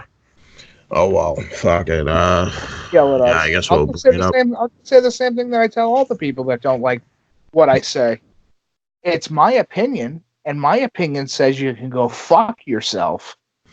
Well, I'm just gonna do the John Moxley bit, and anytime they do it, like WWE fanboys, how do they work? Fuck you, that's how they work. Yep. We're WWE fans. Don't stop us. I want to though, because you're not good. You're not good for the environment. No. You're wasting precious oxygen. Get out of my ozone, you fat fucks. Jesus Christ. Oh, no. You're as terrible as Randy Orton shitting in Diva's bags. That's set for a minute. We'll let that set for a minute. And as for my other plugs, since Nico's plugged WIW, you can check me out on WA. Yeah. Oh, yeah. I do have 2 more plugs now that you remind me. So, J Hebert Side 95. Check me out on YouTube. That's my YouTube. That's youtube.com/users/JHEBERTSIDE 95. Last name, you dumb cunt. Sorry, I see. Just like Casey, it's tired. I'm sick. Well, he's sick, but I'm not. But I'm sick in the head. And but yeah, check that out. That's my YouTube. That's also my Twitter handle. Send me a question or whatever. And finally, last but certainly not least, Royalty Wrestling Alliance. If you're in the California area, they will be debuting in the De La U Jiu-Jitsu Training Center. Bell time starts at 6 p.m. on June 14th, 2020. That's in Staten, California. Check that out if you happen to be in the area as well. If you're not, hopefully they'll stream it on the RWA Facebook page, which is facebook.com, and search up Royalty. That's ROYALITY Wrestling Alliance. Royalty. Royalty. Can you spell? No, that's Royalty. ROYALITY. That's Royalty. No. Is it not? No. Ooh, hold on. Yeah, you better get that right. I fucked it up. You stupid idiot. Oh yeah, because I just minus the I. Royalty. Yeah, Royalty. ROYLTY. Please, for the love of God, tell me you did not spell it like that in every No, video. I didn't make the logo, thank Christ. I've just fucked up the name, but that's... What's the name? I might be smart most of the time. Actually, not most of the time. I'm smart sometimes, but most of the time I'm a dumb autistic fuck. And that will be the end of my plugs, and I bid you all adieu. Wait a minute. Something I also forgot to mention. We also have a Discord now, Weymouth Pride, where we talk about WYW, and if you have any questions or if you want to join the Discord, come join the Discord. Ask us questions. Or hell, if you just want to shit talk some of the talent, do it. We call these shit talk me. Just shit talk me. I'm the easiest to shit talk. There you go. But if you're not down with that, we have 2 words for you. Goodbye and good night. Bang. That's 5 words. And with that being said, subscribe happy today. Veterans Day. Happy Veterans Day, and suck it. And Owen, what's your catchphrase to end the show? What's my catchphrase in the show? Yeah. God damn it, Mike. No. Third party. No. That's a no. You There can't. was like, the it's whole, like less than 30 seconds. It's fine. you know your catchphrase. We will talk to you guys. Oh yeah, we'll talk to you guys later. There you go. Bye, everyone. Take that work week off, 5 days in the bucket. Fuck it, you got a boss who's a jerk who doesn't. Throw on some Wu-Tang, bring the motherfucking ruckus. There is no pretext. We are living and we love it on a budget. Never mind, we just nudge it to the side. Give the kids a little time. We are living till we die. Focused and we hustle, but we still be getting high. No exception to the rule. Do what you do to get by. Cause I keep ticking like a metronome, and my thoughts keep telling me to get me home, but my